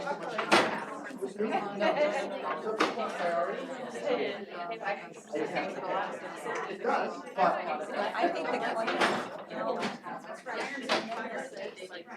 maybe Sorry. It is. oh, well, okay. But I mean, That's better. yeah, what are the, what are the That's the nursing one, but one of those? Mary has some place she was, oh, I just started and I had to go someplace. Take all your mistakes on it, learn, say, ah, now what did you learn now? Hang out with us. Start with one that's easy, that you know you have, if you need to go back, you got it. So, Boxes are wonderful. We can. just help yourself set it up. I'm trying to put it all together. Doreen's been upset.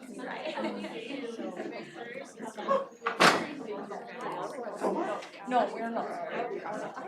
I think it's in, right? Oh, in my.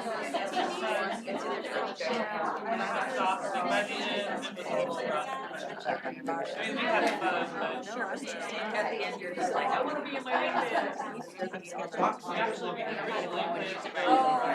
Yeah. Okay.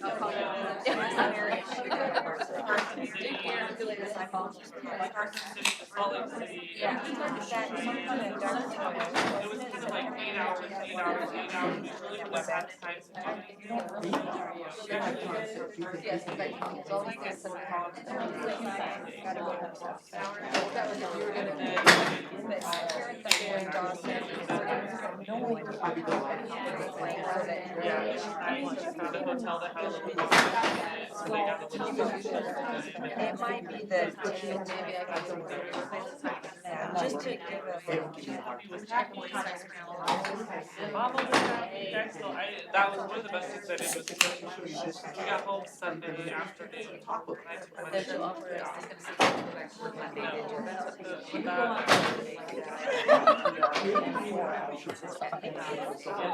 Laundry was done, house was clean, went back to work. And it took a nap, but you just. It's not like it was relative confidence in 3 months. The appointment. So, yeah, so let's try to, you know, get your.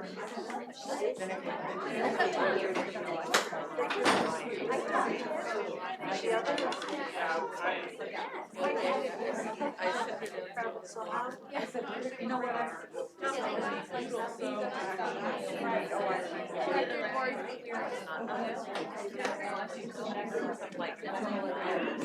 It is that time, I know.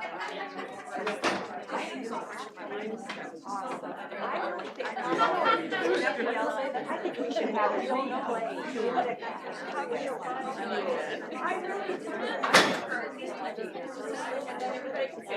I always bring it on. How many hours? And they just wanted like. I just.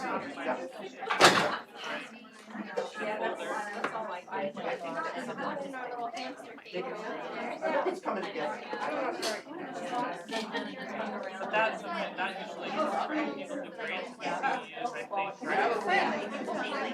I just did that to the Oh, wow. I have them from all the way back to 1999. Good. You know, we're playing. 2000, somewhere in that area. I know I can keep it from I just keep that.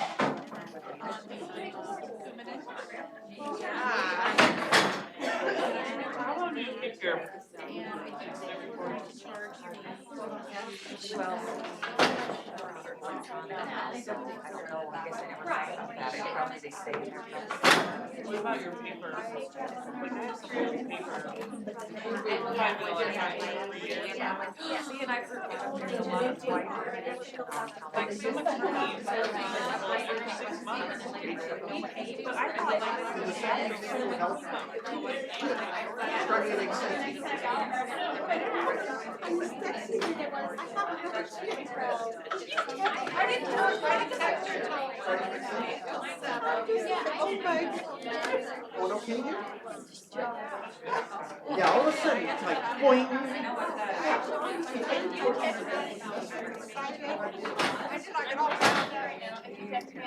I'm hoping we can get to some of your scenarios. I can't hear anything, so.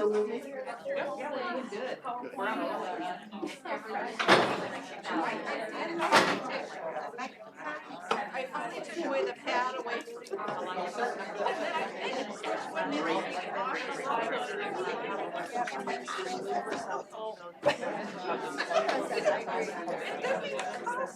And things are going well now? Starting to make sense? Do you have like a journal? Cool, hey. Oh,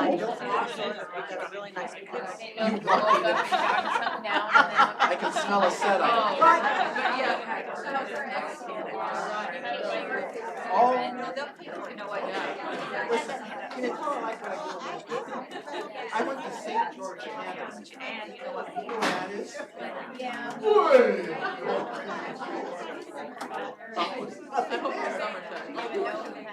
Oh, yeah, I think. I'll go somewhere. I can help good folks. like buy items, just like financial.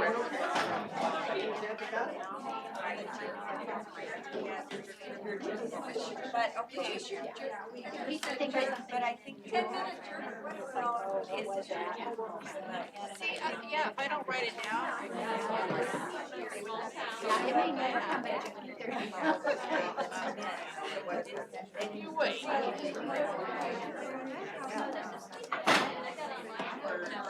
Even our electronic. Oh. Kind of sad. My delivery records, like, are all gone now. The babies are all sensitive. I mean, the kids are. It's just kind of sad that like you lose all those.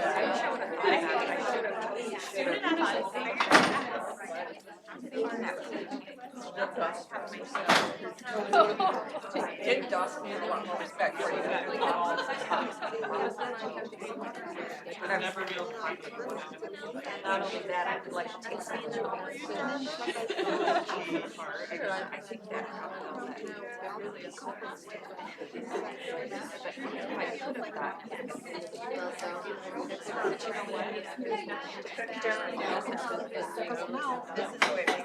I like this side clear.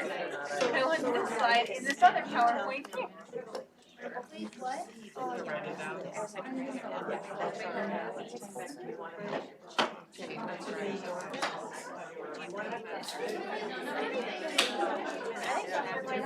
That is the way you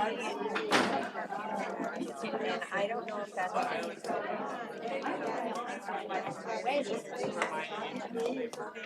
don't and that accountable, right? I'm like, I'll tell you what, I spent a lot of time.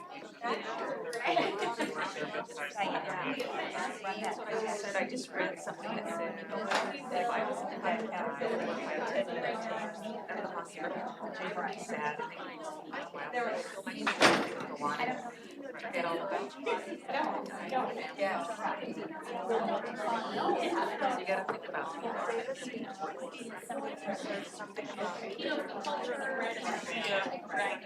So you're making the right decision. No wrong. All right, so the other 9 are jerks 10% of the time. I want to be one of the other 9. Jerks are like vampires, you hold up a mirror basically. Oh, you folks, you have it behind closed doors. leaders, yeah. You do not have the luxury of public jerk time, but the frontline, God bless them. Perfectly functional. And I want you to know. Football boys were, they already got it. The pressure's off of them. Will be. No, as for doctors, those 13 they got caught.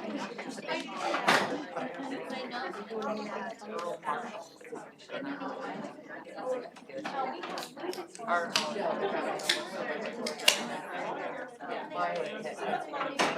It's weird, because as my kids are focusing on like what's happening, they're not even though some of them are probably in their class, like I need to pay attention.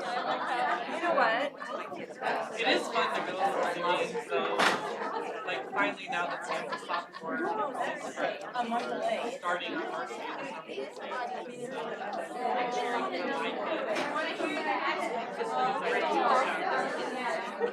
Yeah, but we had a freshman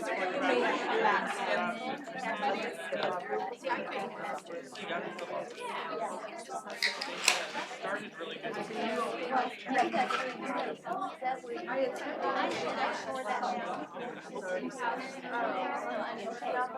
I tried to make a.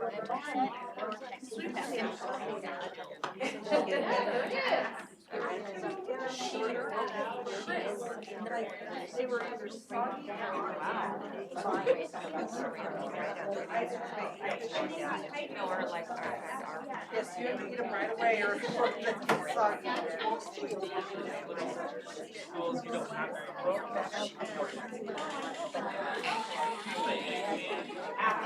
very So are you 8 or 6 man?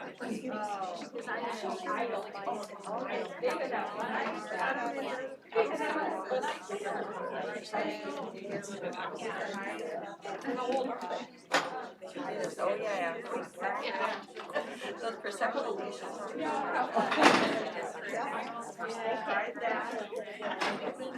Do you live in the mansion? Yeah, we have mayor's mansion. I'm sure it pays so well. Oh, yeah, like nothing. For the amount of time, Strictly voluntary. all the hours. Okay, Oh my God, I love that.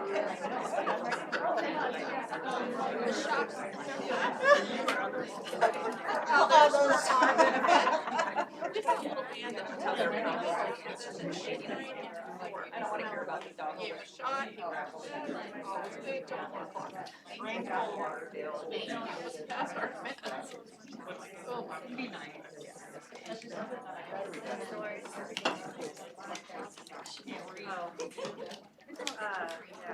it says. I got March 31st. I just don't. It's still today to do it.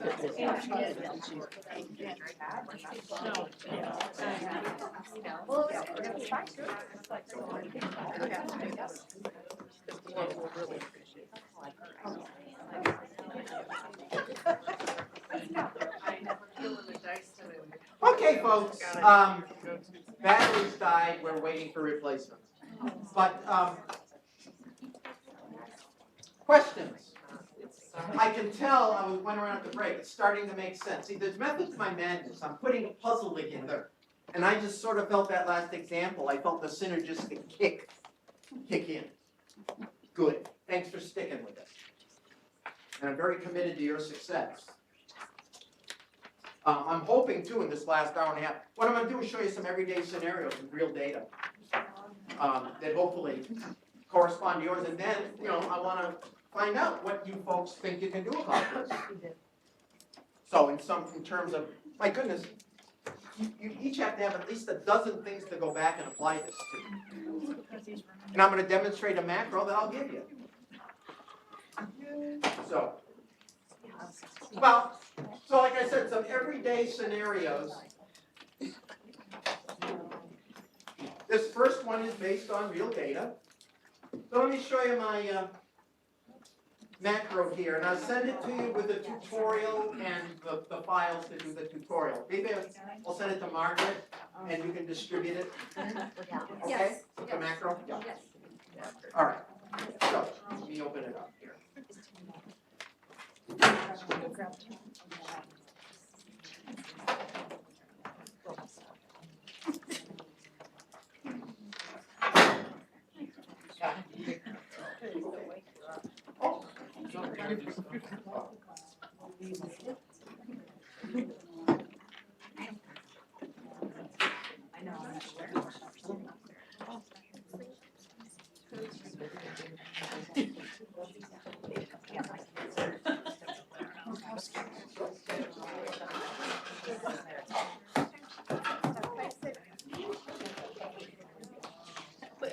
Okay, there we go. We got it.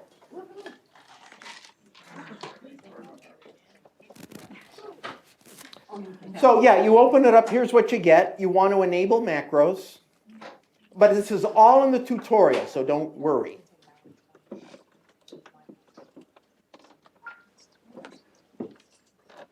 Okay, so let me pull in. So let me quickly explain. This is how it's constructed. A friend of mine wrote it. You start putting data in column C14 and you enter it vertically. This is for your time period. BP chart takes care of all, it remembers how you like data displayed, so don't worry about that. So you can put a title thing, and you can put as many columns as you want. So let me pull one in now. Gee, do your facilities get complaints? Okay, so I'm going to load this data.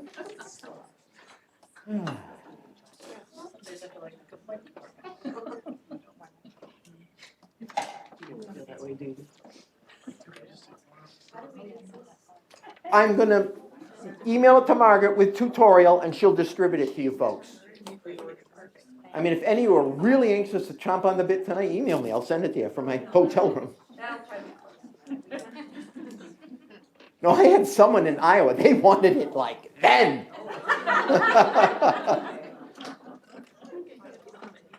Calmer in Nebraska. Yeah, that's right. All right. So I'm going to pull in this complaint data.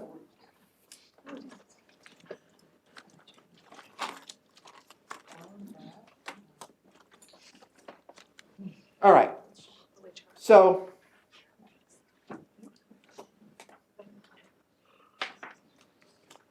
here's what, just to show you how ludicrous, I hope this graph looks ludicrous to you because it is. But other than that, here's what happens. You have the mid-year review, right? So you have this year's 6 months of performance, and you have side by side with last year's 6 months performance of the same months. Have you seen this kind of chart before? Sure you have. And they had 187 this year, and 123 last year at this time. They're up 50% in complaints. And there was a guy whose job it was to resolve. Do you have someone at your facility who takes care of complaints? Maybe 2, maybe 3. How do they treat each complaint? What about if you're perfectly designed to have complaints? I mean, you got to do that in terms of customer relations, but shouldn't the goal be to reduce them? Yeah. So here's what they did. So he was told he had to resolve a complaint within, I think it was 20 days. And if he didn't, he had to write a special report. So here's the performance on that, resolving complaints within 20 days. So this year, 73.8, 75.5. So it's down slightly. So now the thing is, he's wondering, because look, see, he got 100% once. And now see, look there. Should he just set a big, hairy, audacious goal of 90% be resolved within 20 days? What do you think? What do you think we should do first? So we plot some dots. Thank you. So here's what just plotting those 6 months look like? Yes, very, very helpful. Why don't we get the months in between? Which I did.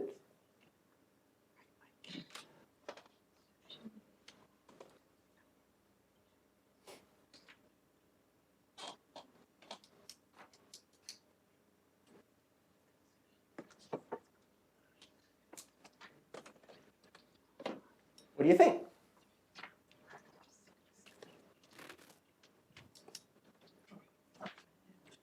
Well, no special causes. Let's get the eye chart.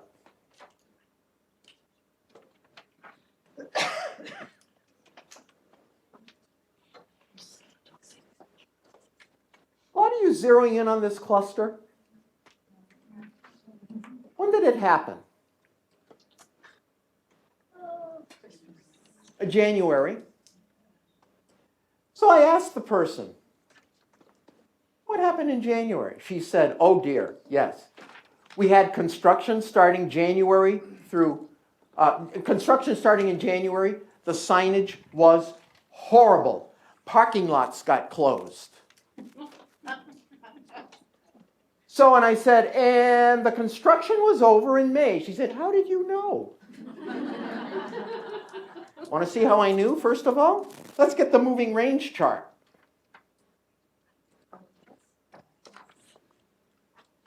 There's that jump from April to May.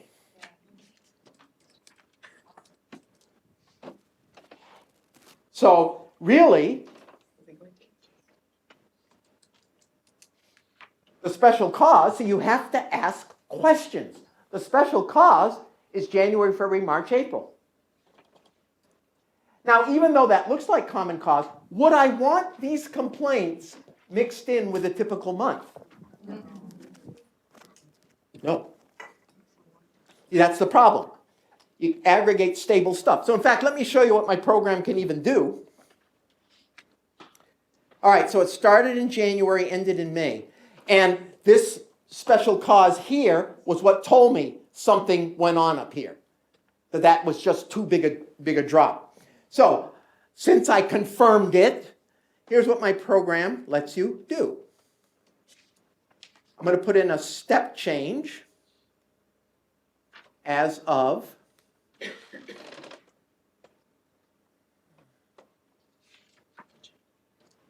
January 14 and put it back at May.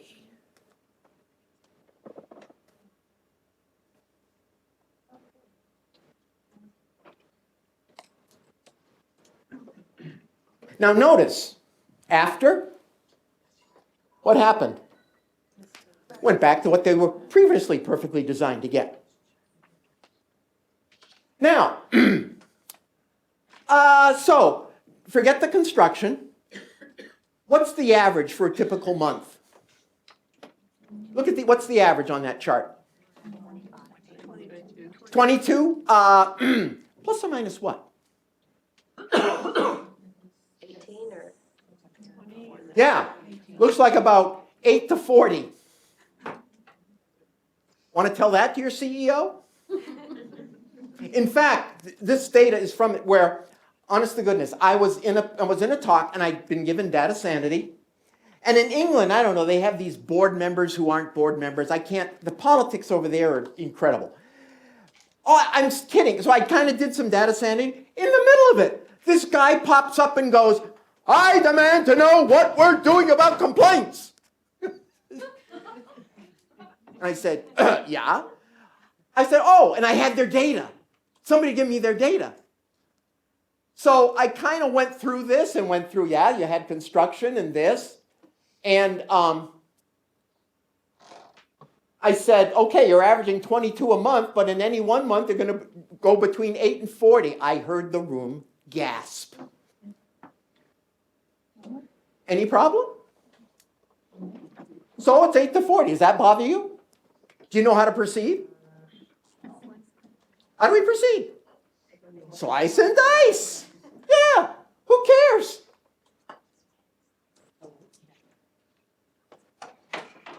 Now, let's look at the other thing, the resolved within 30 days. So here's what the bar graph of the presented data looked like, or the run chart of the bar graph data. Is that helpful?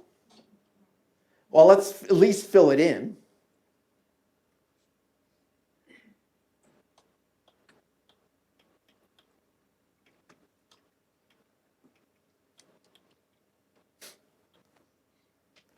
How is he at resolving complaints within 20 days?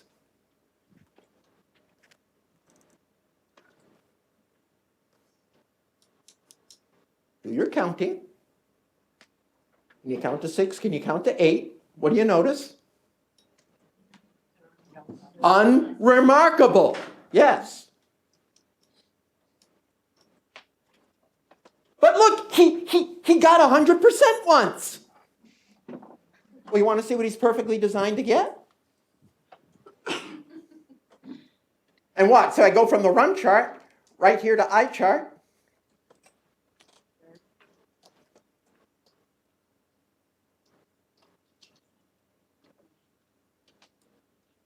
What about 100%? Was it a common or special cause?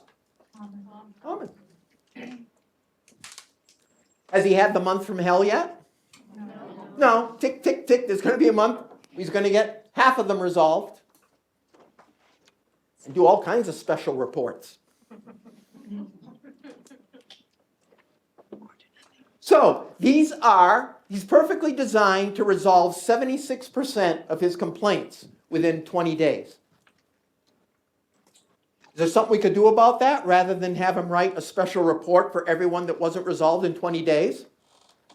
What would you recommend? Look at all the different complaints and categorize them according to what cause. Yeah, that's 85 complaints, folks. And a common thread. Yeah. You think? Yeah. Doesn't it seem so simple now? This morning I should have given you this. What should they do? Should they set the big goal? You would have been there till lunch. All 68 of you on the same page within seconds, and you know how to proceed. It's powerful stuff, folks. Oh, yes, and there was a situation like this. I can't make this up. A friend of mine was asked to give 100% every week. You did it that, just do it every month. And my friend had done this, and he knew short term he couldn't do it. He had to do some long-term work. And he said to his boss, look, I don't know, I did it that month, and I might be able to do it again, but short term, that's just not possible. So, but work with me here. I'm going to work on it, do a common cause strategy. And his boss said, that's okay. It only has to average 100%.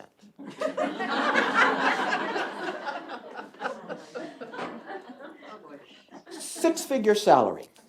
Great gig. Great gig. Yes.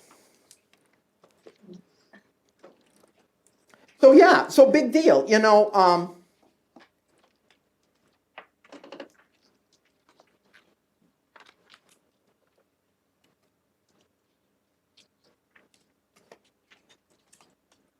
Yeah, so what causes long complaint times?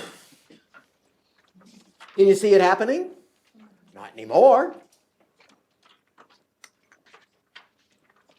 So there's the run chart of his complaints. So what should we do?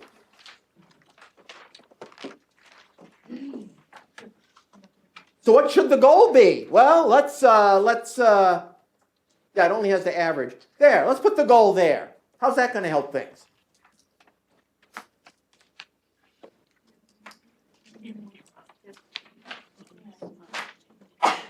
Are we talking about goals today in terms of helping you solve anything? Who knows? Maybe by doing the common cause thing, he can get them up to 95%. Or maybe it's only, 85%. I don't know. But a goal certainly isn't going to help him. As a matter of fact, what might be nice to do is find the actual resolution time for any complaint and plot it. So in other words, is it a common cause or special cause that it goes over 20 days? I'm just trying to show you different ways to look at data, and you notice every graph makes me ask more questions.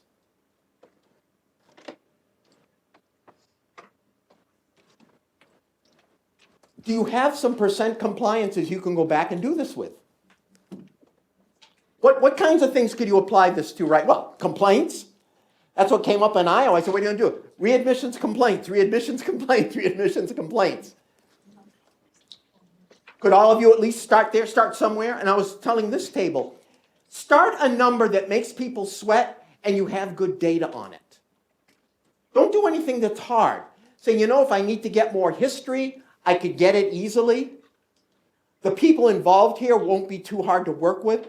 Set yourself up for one success. And once you kind of I'll let you do a PDSA on that. What have you learned? Now maybe you have a process you can go out now and do other numbers that make people sweat while gaining more credibility. What's going through your heads right now in terms of what you could apply this to? Somebody, anybody, please. I'd rather have this last hour be dialogue. Medication errors. Hand washing compliance. Hand washing compliance. What else? Timeouts in surgery. Timeouts in surgery.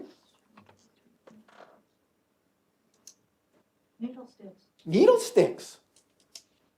In fact, I have a data set that I'll go over before the review where a hospital in New Zealand gave me all of it in the same database. Complaints, falls, med errors, pressure sores, complaints, and med errors. And I kind of turned it into a scorecard. You'll see. All right.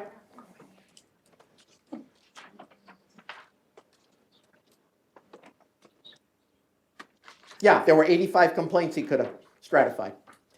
But like I say, what does a goal have to do with it? Gee, is this looking familiar? What's the department and what's the type of complaint?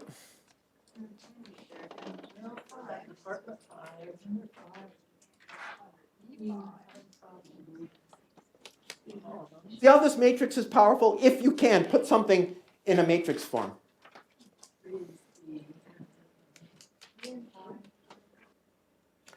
This is a good one. Let me pull this data in. In fact, I told you, I told some people, I gave a seminar in St. George, Canada, in Vancouver. It's about 2 hours plane ride north of Vancouver. Whew, that was the boonies. Somebody threatened to send me to northeast Nebraska. But anyway, I'll go. And I'd be happy to come to any of your facilities. I mean, but once again, it would be on the proviso. We do some work behind the scenes and get a couple successes to get attention and have your leaders there. It's amazing. It's amazing. Every place I've gone to, the leaders are supposed to be there, and I'll be darned, something comes up. Mm-hmm. Well, here's this was at a Lean and Six Sigma conference. Let me pull this data in.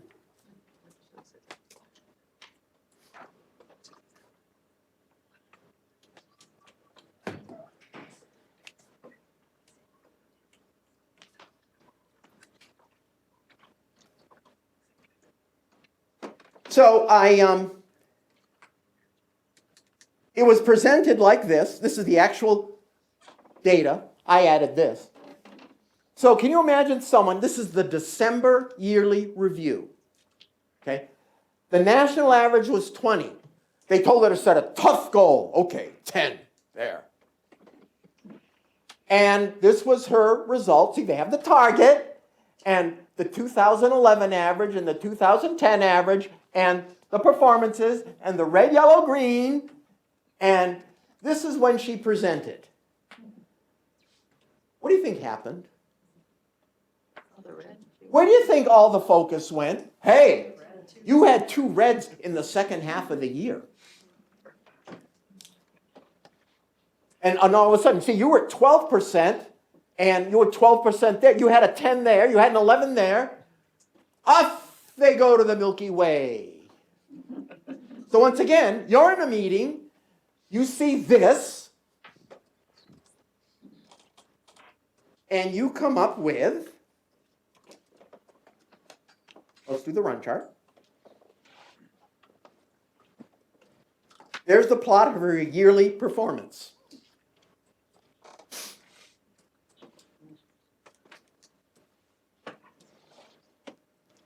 What's happened? How do you think they treat each cancellation or no-show? Something even more shocking. Let's get the eye chart. What's her average?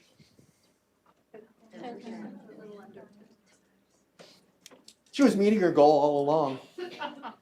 As a matter of fact, by the time I got to the conference, they had 8 months of the next year's data.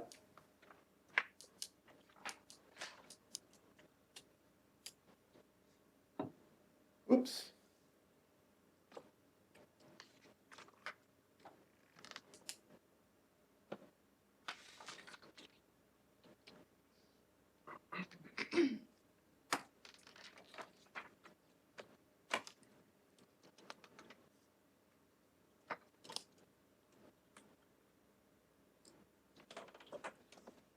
What do you think?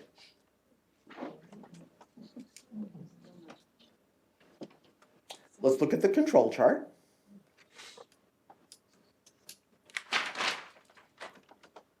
What do you think?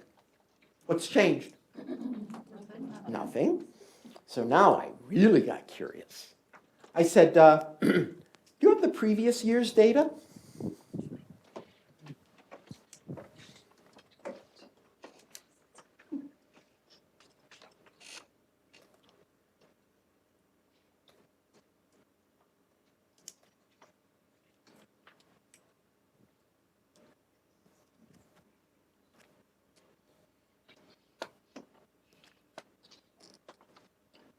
How long has she been operating at 10% cancellations and no-shows? 2.5 years, yeah. She was meeting a tough goal. Now, does that mean she's meeting the goal? Should she stop? Do you think there's opportunity in there? Why not find out? But the interesting thing, and I think some of you asked me this question,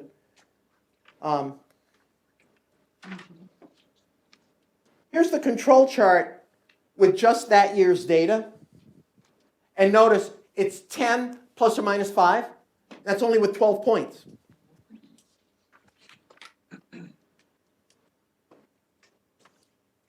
What I wanted to do.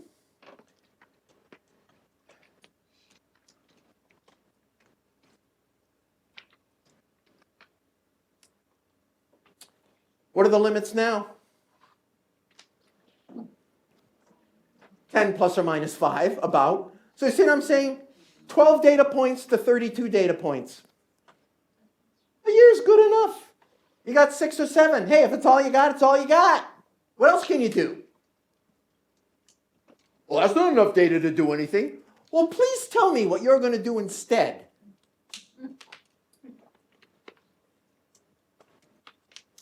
So anyway, this was a room full of belts. Full of them. And I showed this example, and there was an absolutely stunned silence.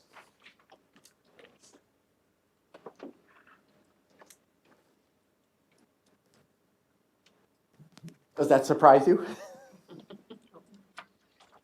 Yeah.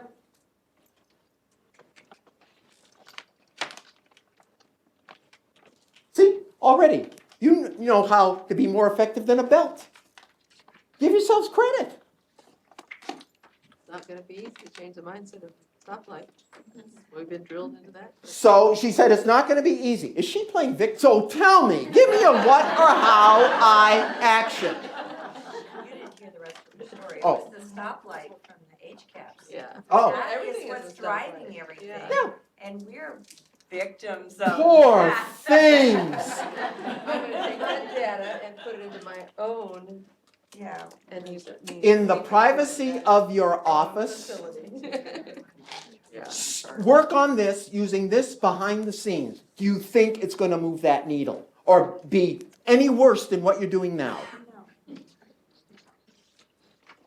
Fine. And like I say, give the dog the bone. Toss them the bone. And when they yell at you and you know it's common cause, think of it as entertainment. Because guess what, folks? I hope you are convinced that if you do this, that needle is going to move.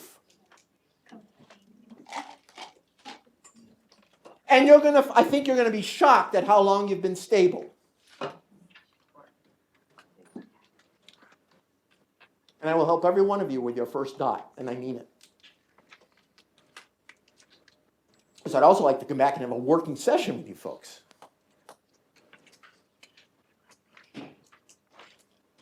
Is that what I can do? Do it quietly behind the scenes. You know, I have a saying. It's amazing how stupid I can look in a 3-bedroom house when I'm living, when I'm there alone. Same thing in your office. Try something and go, whoa, this wasn't the time. You know? Yeah. So, you know, you got to risk. But am I giving you some risks that the odds are good you're going to be successful? Yeah, it's not a matter of if you're successful, but when. It's like we try to change processes that sometimes they don't need to because it's the initiative we're supposed to hop onto. When we look at our data, it's probably, as long as. Probably. Well, as long as we're okay with that.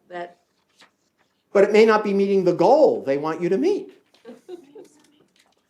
And they're treating goals as special causes. Sometimes it is, but it's like you feel like you're being not keeping up with the Joneses when you're not staying up doing these initiatives. And it's like, well, okay, but I'm meeting my goals, I'm meeting your goals. Why do I have to change the process and make more work for my team? Yes. So what do you start doing? Stop doing. Continue doing. Exactly. I'm just giving you a dialogue you use with other folks. See, I'm just showing it. Yeah. So take control of it. Toss them the bone. Get yelled at. It's entertainment. But you know you're going to move some needles. And in essence, they're asking you to do something vague. So say you're doing it. And do the good stuff. It's going to be no better. Look, it's going to be no better, no worse than what you're doing now. You've told me from experience. What did I say about vague solutions to a vague problem? Yes. So use some of this behind the scenes.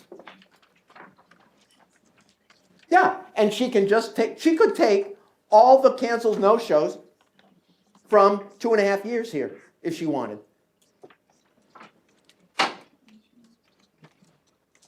And what percent are cancellation? What percent are no-shows? What's the time of day? There you go. You can think. Are cancellations, no-shows a problem for you in some areas? This happens to be physical therapy, so I'm assuming it would be expensive.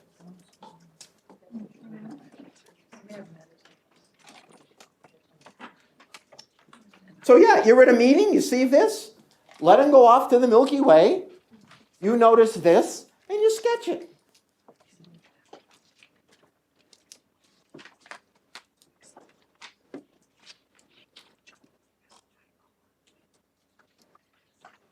Yeah, and you could do the same thing. What's the location? What's the reason? So on and so forth. Okay, here's a true story.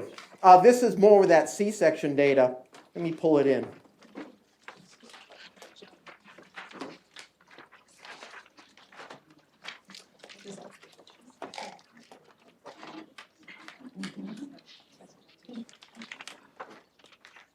So, there was a thing, we're having too many C-sections or whatever that means. So they gave me, well, in fact, have you seen presentations like this? Sure you have. 4 years of data and all the Januaries together, all the Februaries together, all the Marches. Have you seen this? Sure you have. As far as I'm concerned, this is 48 dots. So she gave them to me, and I plotted them.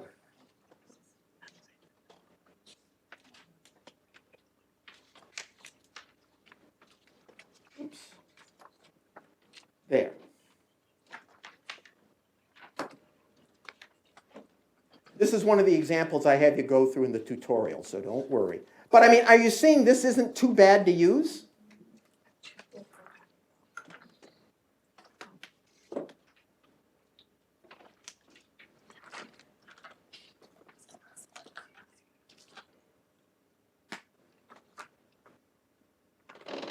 There, okay.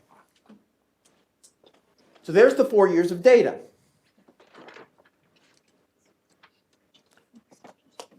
What do you notice?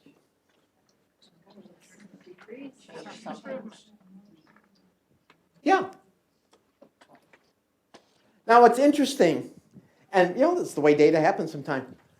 That point is like right below the median, right in the middle of the data. So wouldn't you like to say the first 13 months are all above the median? Besides, look at this, and see the C up there? 1, 2, 3, 4, 5, 6, 7, 8, 9, 10. See, it finds it? So there's the special cause, but that's just the signal that there was a shift. And the shift was here. So you got to be careful. That doesn't mean the special cause happened there. On a run chart, it just means there was a shift. Most of the time, where you get the 8 will be the shift. But like I say, look at the bloody thing. And I went to the head of QA at the hospital, real sweetheart. What a pleasure to work with her. And I said, Joan, what happened in February 96? She went, oh, we started giving the doctors feedback on their C-section rates. Here's you, here's your colleagues. Oh, they love that.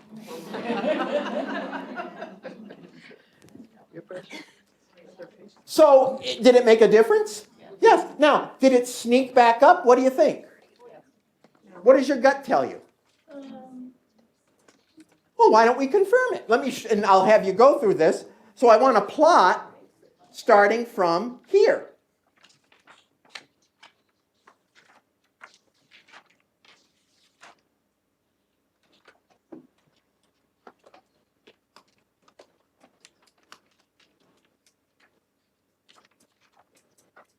So there's after the bump. Anything change?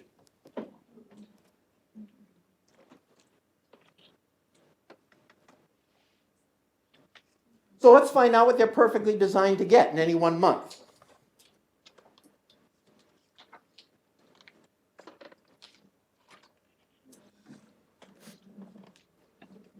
$15 plus or minus what? About 6? Yeah. And 1 month can differ from the previous month by, look at the upper limit here, 7.2.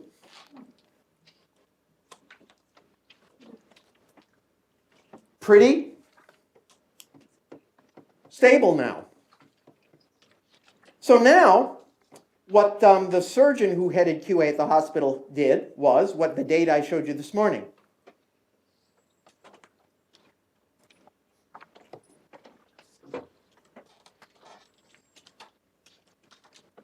In fact, let me show you, I can demonstrate this on the graph too.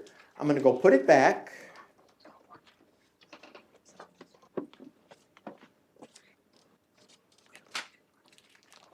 Do the eye chart, and I'm going to put a step change in at February 96.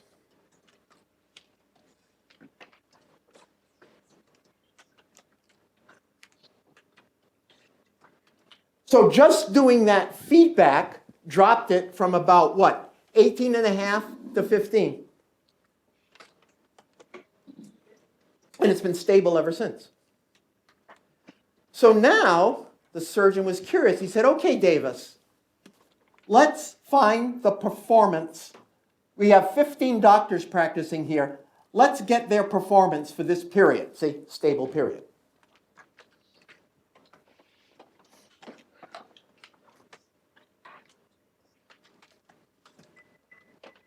Remember that from this morning? And how worthless this data is? So, and this is where I say, yes, I had the percents, I had the numerators and denominators. So I was able to do this chart, P chart in your notes. But remember what I said this morning is no high people, these two are low. You're starting to see how this could be useful and how doctors might respond. Well, in fact, I'll tell you how they responded to this. So the doctor said to me, Davis, this is great. No high outliers. I'm going to go to the next meeting and I'm going to tell these two doctors to say, I'm going to say, we need to reduce the C-section rate. They're obviously lower. Let's have Hammond and Solberg talk to the group. Just lead a discussion. I said, can I come to the meeting? He said, no. Well, remember this run chart. That's the stable period. So now they had the meeting. This is what happened. So there's that 3 years of data. They had the meeting. What do you notice?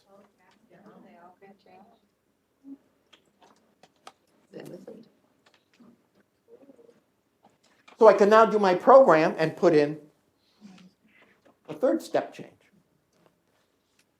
How, do you see conditions you could do for this? Like surgical infections maybe? Or I don't know. What else? Once again, I know nothing. What? So you can get, you can look at a rate and then say, well, let's aggregate it and look at it by doc. Because when I show this example at grand rounds, they get it. And I've had some say to me, if you presented data to us in this form, we would take care of it. This makes sense to them. Because they're getting bombarded with swags. What can you apply this to? So take a condition where you can plot out the performance and then compare individual performances to go in and talk or have them talk with each other. What can you use this on? Antibiotic usage. Antibiotic usage. What else? Compliance with sepsis protocol. Okay, complaints with a sepsis protocol? Compliance. Yeah. And it's a bundle? See, that makes it easier. And because they say, well, I think it should only be 6 out of the 7. Well, I think, make it all of them. Because that way you can diagnose it. Good. How many elements in that bundle? Good. Well, there's complexity. So what is the percent compliance now that you can sort of tell? 60% maybe. Plot the dots. And then hopefully it's stable. And hopefully it can take a thing out and check what wasn't followed. Oh my goodness, that's right there. Yeah, what else?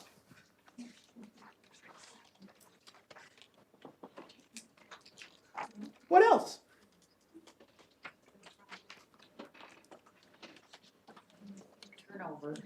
Turnover. In fact, I got a graph of that in one place. Yeah, turnover. Folks, this isn't only clinical, is it? It works very well with clinical. But things like, turnover, med errors. What else? I wondered if you could do percent of always answers you get for different HCAPs. No. Sure. I've done that.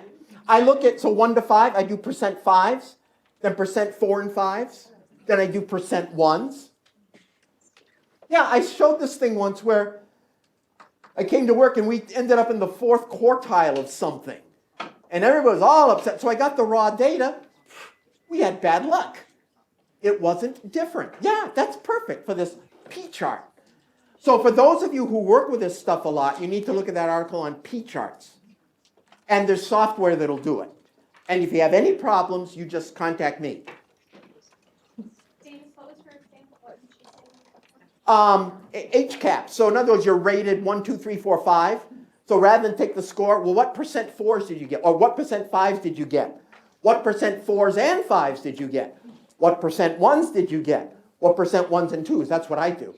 And then I plot it over time, but then I compare the individual departments. Well, and I was thinking you could do it for each domain. Basically per question if you had questions. Yes. Yes, compare them by question. Yes. Good. That's what I want your brains doing. Not why did our HCAP score go down 0.2? In fact, let me pull in a data set here.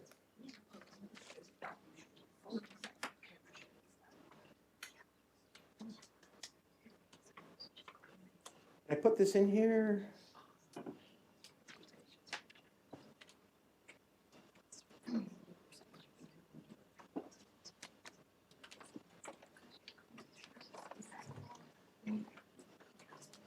All right, just a sec.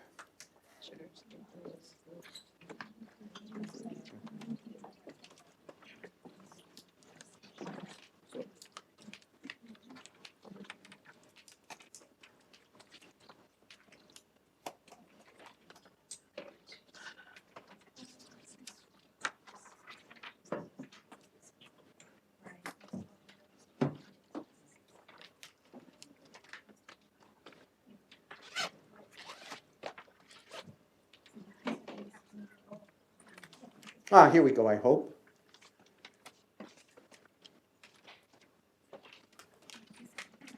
Good. I spoke at this medical center, and I gave the talk, and I had a very good session with the doctors. I had them in hysterics because they saw how data was being used against them. And, of course, the executives were invited, and guess what? They didn't show, but they heard things. And the person who invited me out there called me and said, our executives said we can never have you back again. Let me tell you what the executives did regarding the HCAP scores. They'd walk around every week, or press Gamey scores, and plant a red, yellow, or green flag on each unit. And I'm sorry, I just think that's hilarious. The doctors did too. Here's their data. So here's several departments. I picked a couple out at random. And this is it sounds like percentiles are hot. That's the thing, the percentile. So there's one department. What do you notice? Yeah, it looks like we were at a needle and then it went down for a while and then now it's back up again. So something interesting, sort of like what happened here and here and maybe here, or maybe it's common cause within that. Let's take a look. That was my best guess. So it's kind of something happened, and then it went back up to where it was, and recently it's improved. Let's look at another department.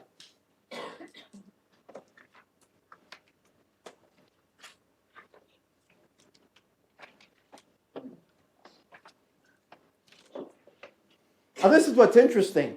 What's their latest needle? What's the average of the second half of that data? About 40, yeah? But what range could they come in on any assessment? Yeah, 0 to 80. In fact, look, they even had a couple of 70s. So see, they're above average. No, they're not.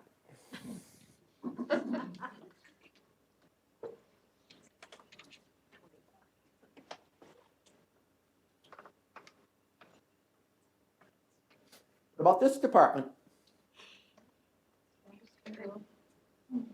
Are any of you here doing press gaming? Is that like HCAPS? Yeah. Press gaming? Yeah. Some of you are. Oh my, I went to one facility, they gave me their report. 96 pages.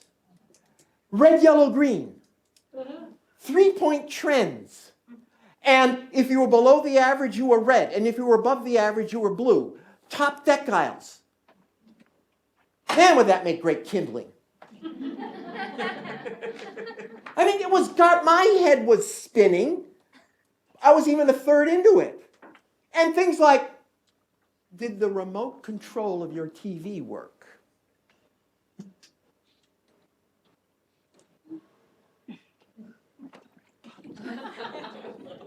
Hey, that's important to somebody. But if you worked on some other things, we wouldn't have to worry about that if we had a maintenance process. Now, so look, what's improved here? Nothing. They've been at 70, but I bet you they heard when they went below average. Here's my favorite.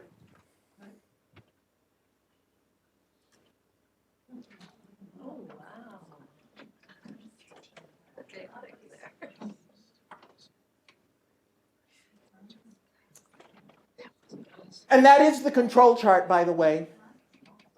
But you notice I had to limit it because of the nature of the data. I had to limit it from 0 to 100. So any press gainey could come back and they're going to get a number between 0 and 100. Because the control limits, believe it or not, were minus 50 to 150, which says we're going to do a press gainey and your percentile is going to come in from 0 to 100.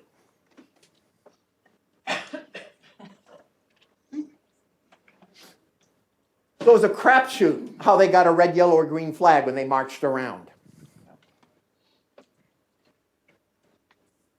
How much time? Okay, one more quick one, then we'll wrap up.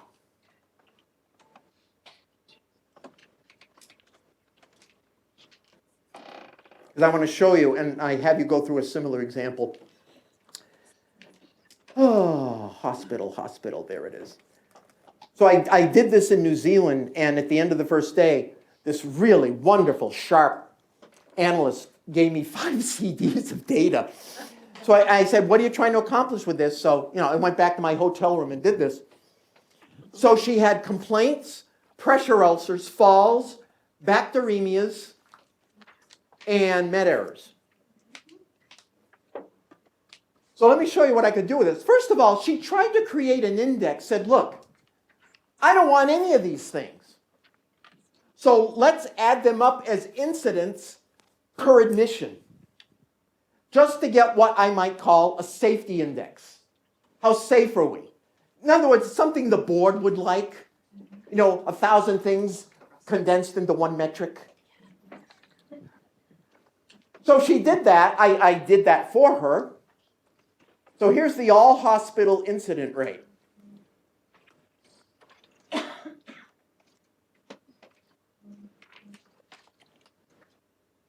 How does it look? Well, let's get the eye chart. I mean, for a metric that's so aggregated, that's not bad. In fact, can you see one board member? Hey! What do you think? What do you think they think? Doing something right. Look at that trend. Is it a trend? No, it isn't 6, and it's between the limits. So, when someone, and now, see, here's what you can do, and I was thinking, for those of you with control, this is made up of 6 pieces, or 5 pieces. So let's create them. That's not what I wanted. So let's put complaint rate, pressure ulcer rate, falls, bacteremia rate, and med error rate. So I'm going to put 5 graphs on the same page. Let's just make them run charts for now.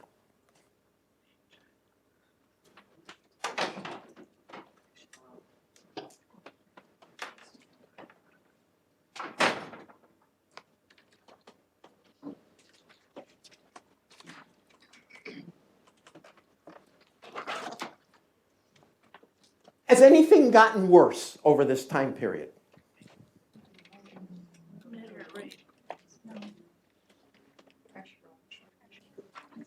No, I asked, has anything gotten worse? Because that's what he was concerned about, that trend. Has anything gotten worse? No. Wow, 68 people, 5 seconds. Good work. Has anything gotten better? Maybe the pressure ulcers. Yeah, the med errors. I think 1, 2, 3, 4, 5, 6, 7, 8. So look, and the thing, and I think I got you doing that, did the needle bump? That's how I want you to look at these. What about bacteremias? They're stabilized. Something might be going on. We'll have to see. We don't know yet. Falls. Perfectly designed. Pressure ulcers, yes, 1, 2, 3, 4, 5, 6, 7. And I said, Jan, you either had an intervention here or here. And she said it was there. And let me show you something. I'll show you something interesting in a minute. What about complaints? That's the construction. That was her data that I modified a bit. That was her construction. Other than that, what about complaints? Oh, what about that? That was Christmas. Was there anyone even there to take the complaints? Or people just feeling better? Now let's look at the pressure ulcer, because that's interesting.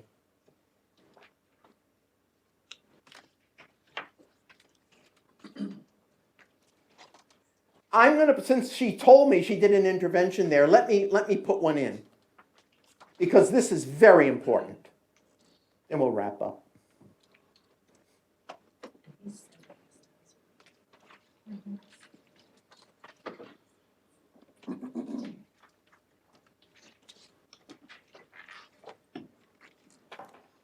As you can see, yes, she did move the needle there. Now, I can just see some board member going, hey, you went back up to where you were before. Really? How do you interpret that in the new system?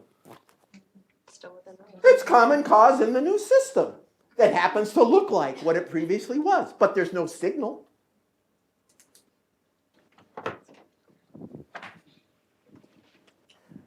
One good one, because some of you mentioned med errors. Let me put them all on the same page.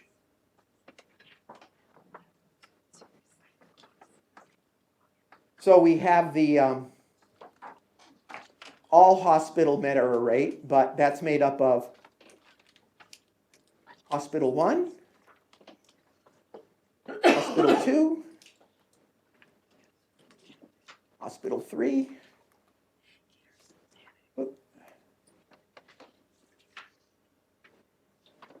hospital 4,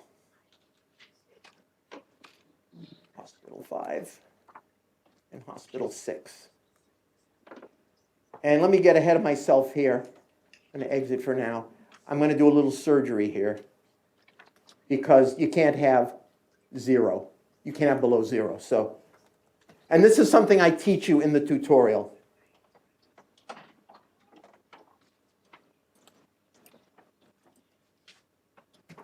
There.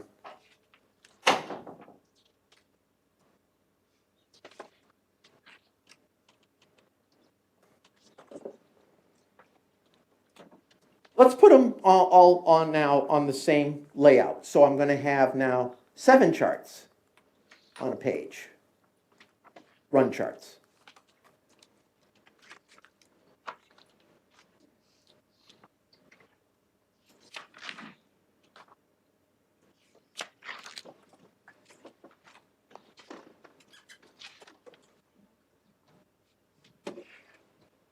What about hospital 1 all during this time?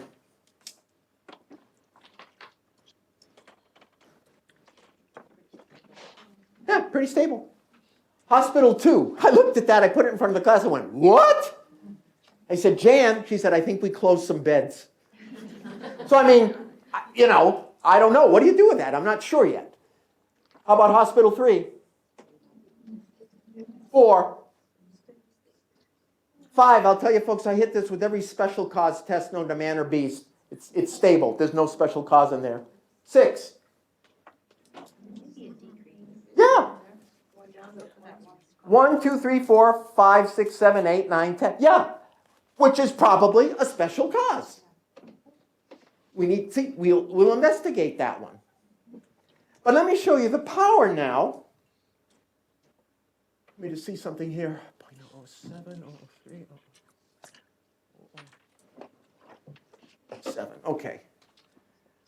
I have to shortcut the time here.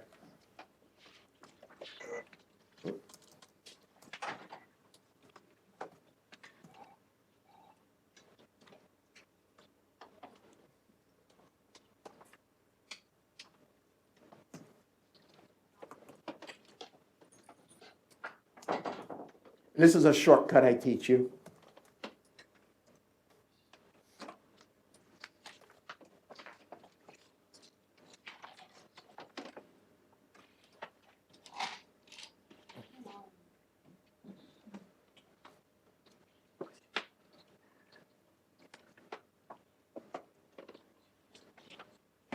I put them on the same page and the same scale.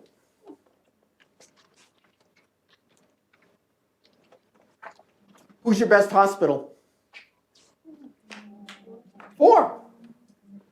Who's your worst hospital for whatever reason? Looks like 3. Now there's something in there. See how wide the variation is compared to everyone else's? That tells me they have a lower number of patients. And I think smaller facilities have some unique problems. So we need to see if that's inappropriate and unintended. Get rid of that. But hospital 4, hospital 5. Now look, hospital 6 sort of had a needle bump where it could, no, it's still higher than hospital 4. You've got your own benchmark. Wouldn't you rather have your own benchmark measured the same way than this amorphous blob of data that people are gaming?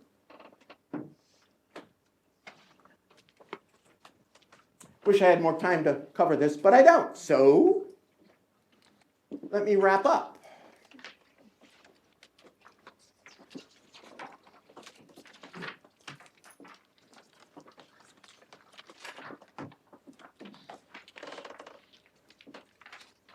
All right, so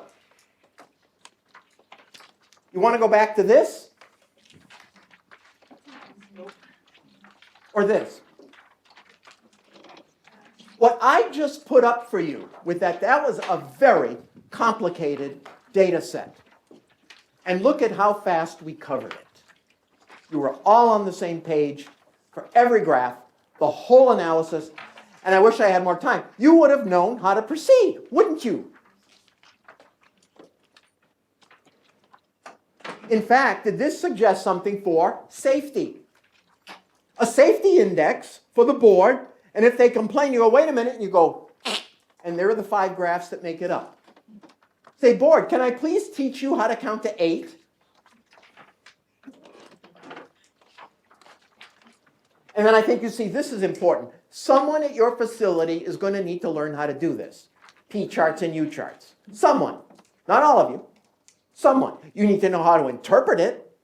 You just need to make sure they calculate it right. True story. I was presenting to some Australian executives, and this is on attrition. And I threw this up, and they were embarrassed. And they said, all right, Davis, do your program thing. So this is 4 hospitals and the total, month by month, for 2 years. Isn't that helpful? I went from that to this. What do you notice? In 2 minutes, I had this up there. What do you notice?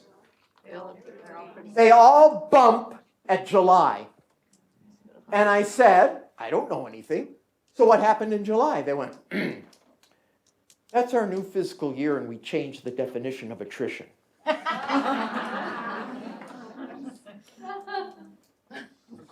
It's so obvious, isn't it?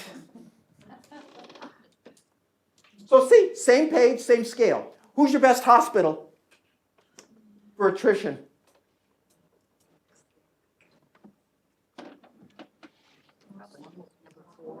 Yeah, it's got the lowest needle.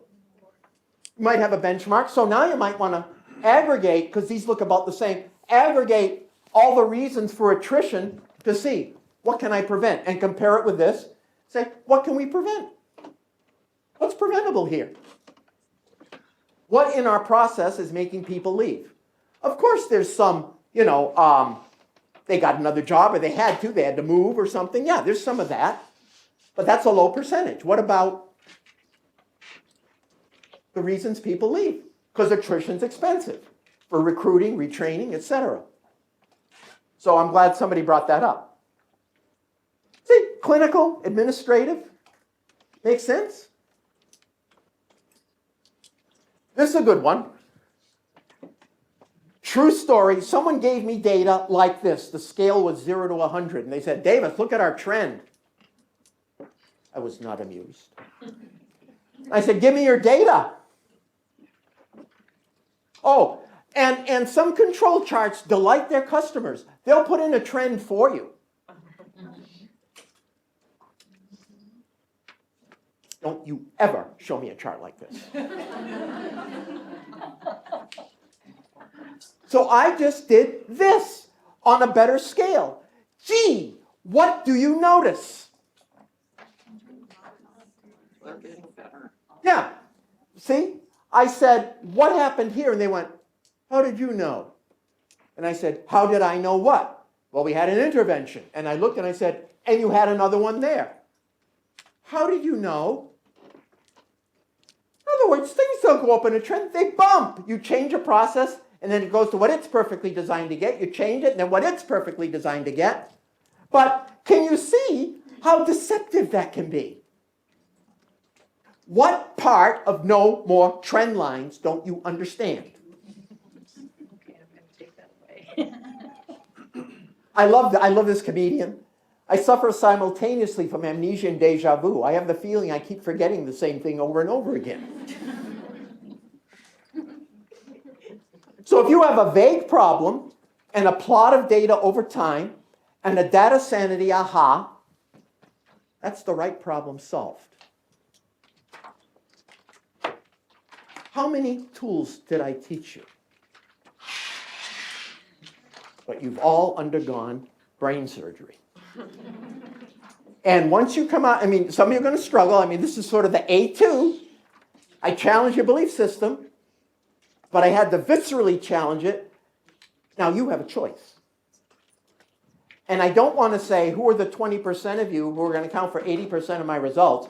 I want 100% of you to account for some whopping results.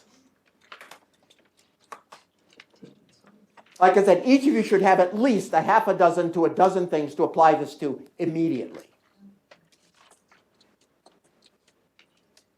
And you know, be careful of the front line. I've taught front line, and I do 45 minutes to an hour because I'm trying to create a language. I do the coin flip with them, and that resonates. But I teach them about process, common cause, special cause. That's it. Because I want a culture that will say, were we perfectly designed to have this occur? That's very mature. What would plotting the dots tell us? Is this a common or a special cause? This is awfully vague. How can we focus on the vital 20%? What if your whole culture could ask these questions? That's all. Don't give them a bunch of tools.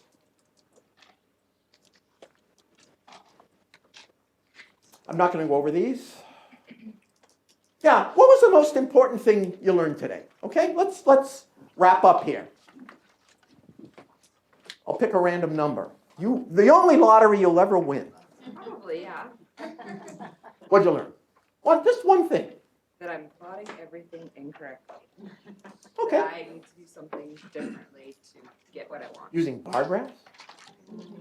Trend lines? Bravo. Listen, were you folks doing the best you could? I find quality people have some of the biggest hearts and hardest working people I know. I know you're working hard. I understand. Are you doing your best? Of course you're doing your best. Hopefully now, I've shown you a way to be more effective. Wouldn't that be nicer? Yeah. Good. I have a lot of work to do. Okay. Now that macro, do you think you can do that? I take you right through it on the tutorial. Any problems, you email me. I answer. Okay? So, nothing you can't do with a little... You have one thing you can apply this to. Med errors. Net errors. Wonderful. You have various departments. Yeah, there you go. Beautiful. Looking at too many things as a special cause instead of a common cause. Congratulations, you were disgustingly human. Okay? Now, yes. I mean, I hope you see you can take more control of your jobs than you thought you could. And people say, yeah, make me a bar graph of this. No. What'd you learn? Frankly, kids, keep it simple, stupid. I mean, This was simple, but it wasn't, was it? Well, but I mean, it was because the result of looking at your stuff, I mean, as soon as you plot your dots and stuff, it's boom, right there. I mean, it's, keep it simple. Don't try and make it as difficult as I have been. Yeah, initially it's counterintuitive, but once you come out on the other side, see, like you, now it's like, that's easy. Once you come out on the other side, you can't go back.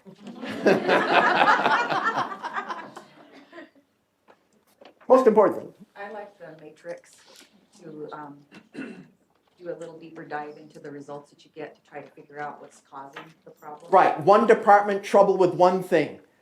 Something that's a problem for everybody, one department that's a problem. Yes. Just that we're spending too much time at meetings discussing things that aren't important. And that aren't probably. That aren't, yeah, that aren't yeah, right. making assumptions that aren't. And I've made meetings much more entertaining for you, especially if you can, have the data to plot it there and go, I'm leaving. Or, or do it in the privacy of your office. Say to that person, I know you got chewed up in front of that meeting. Can I help you get better results? And let them have all the credit. What'd you learn? Empowering clueless people needs to be rethought. They have to know what they're empowered to be doing. Well, it's like John Miller said, Pepsi. Right, Pepsi. That's a great video. What'd you learn? Well, I'm just starting, so I started 2 weeks ago, so this is all very new to me, so I learned a whole bunch of stuff. And what about the culture stuff? Have you encountered that before? Yeah. Okay, on the other good. side of it, yeah. Yes. Somebody here. What'd you learn? Trend lines are never. No, they're not bad. They're never. Yeah. Anybody else? How about here? Somebody. The ABC model. Yes, let's not forget the human stuff from this morning. Yeah. Simple, right? You like simple. Remember, strong reactions are never for the reason you think. Yours and theirs. Have your jerk time behind closed doors. And stated reasons. To me, that should be a revelation. Stated reasons. What are the real reasons? Yes. Good. Somebody here. I'm not always the most tactful person in the world. You have my disease. So I liked your statement. I want to see you and the organization be successful. This behavior is going to get in the way. Yes. Changing on therapy. Yes. But have a clear result. Success is one thing, but then, okay. And if you don't exhibit this behavior, the organization won't get this result. You need clear results to anchor it. Bravo. That's a big lesson for me, to be straighter without being so strident. I'm Italian. What can I say? That was my mother in Rain. Heck, you grow up with a mother like, never mind. Okay. Anybody? Either of you? I think it's been covered. Yeah. Okay. Anybody here? I like the whole finding out the special versus common. That's new. Like I said, we treat all variation as special. Most of it's common. You're going to be amazed at what you are perfectly designed to get. Well, it's nice that you can actually put numbers to it. Yes. Instead of just stories or opinions Yes. or ideas. Yeah. I read somewhere the plural of anecdote is not data. Remember I did the continuous recording of administrative procedures? Well, there's the constant repetition of anecdotal perceptions. That's every bit as bad. Somebody here. It's entertainment. It's entertainment. I hope this was more than entertainment. You learned something. Yeah. Anything? 10 people are jerks. 10? Yeah. Every 10th person is a jerk. And you know what? We know who they are. Don't you? Of course you do. There are no secrets. Anybody else? Well, folks, it was a pleasure. I hope we had enough activity that you could start to see to apply it to your jobs, and I hope I have the pleasure of addressing you again. You were a great group. So thank you, and keep in touch.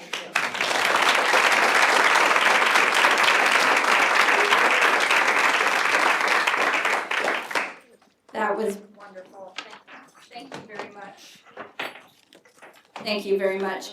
just a couple things and then we'll get you going. Your evaluations are online. The first page in your book has the link that you go to. This link does close September 22nd. So please fill out your evaluation as soon as you get back tomorrow. And this is the only way you can get your CEs. If you are looking for nursing CEs, you have to complete that and then that will give you the CEs. I know that there are extra books on the tables. Please take them back. Otherwise, they go in the trash. And if you don't mind picking up your trash and putting it away, that helps our EVS people quite a bit. Do make sure that when you are filling out your evaluations, you give us any ideas for future programming. And thank you. Have safe travels home. Take some treats with you. Thank you.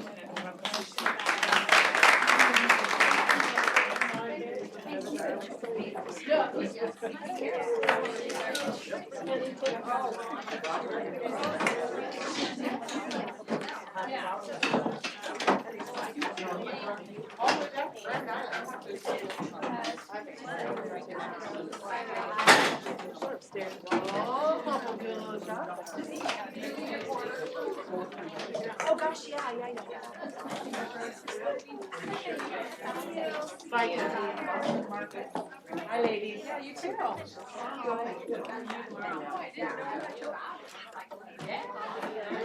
Thank you.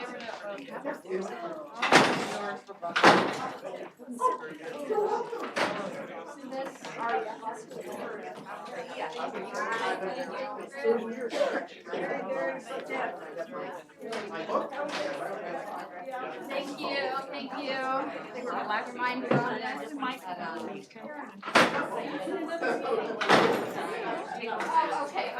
okay.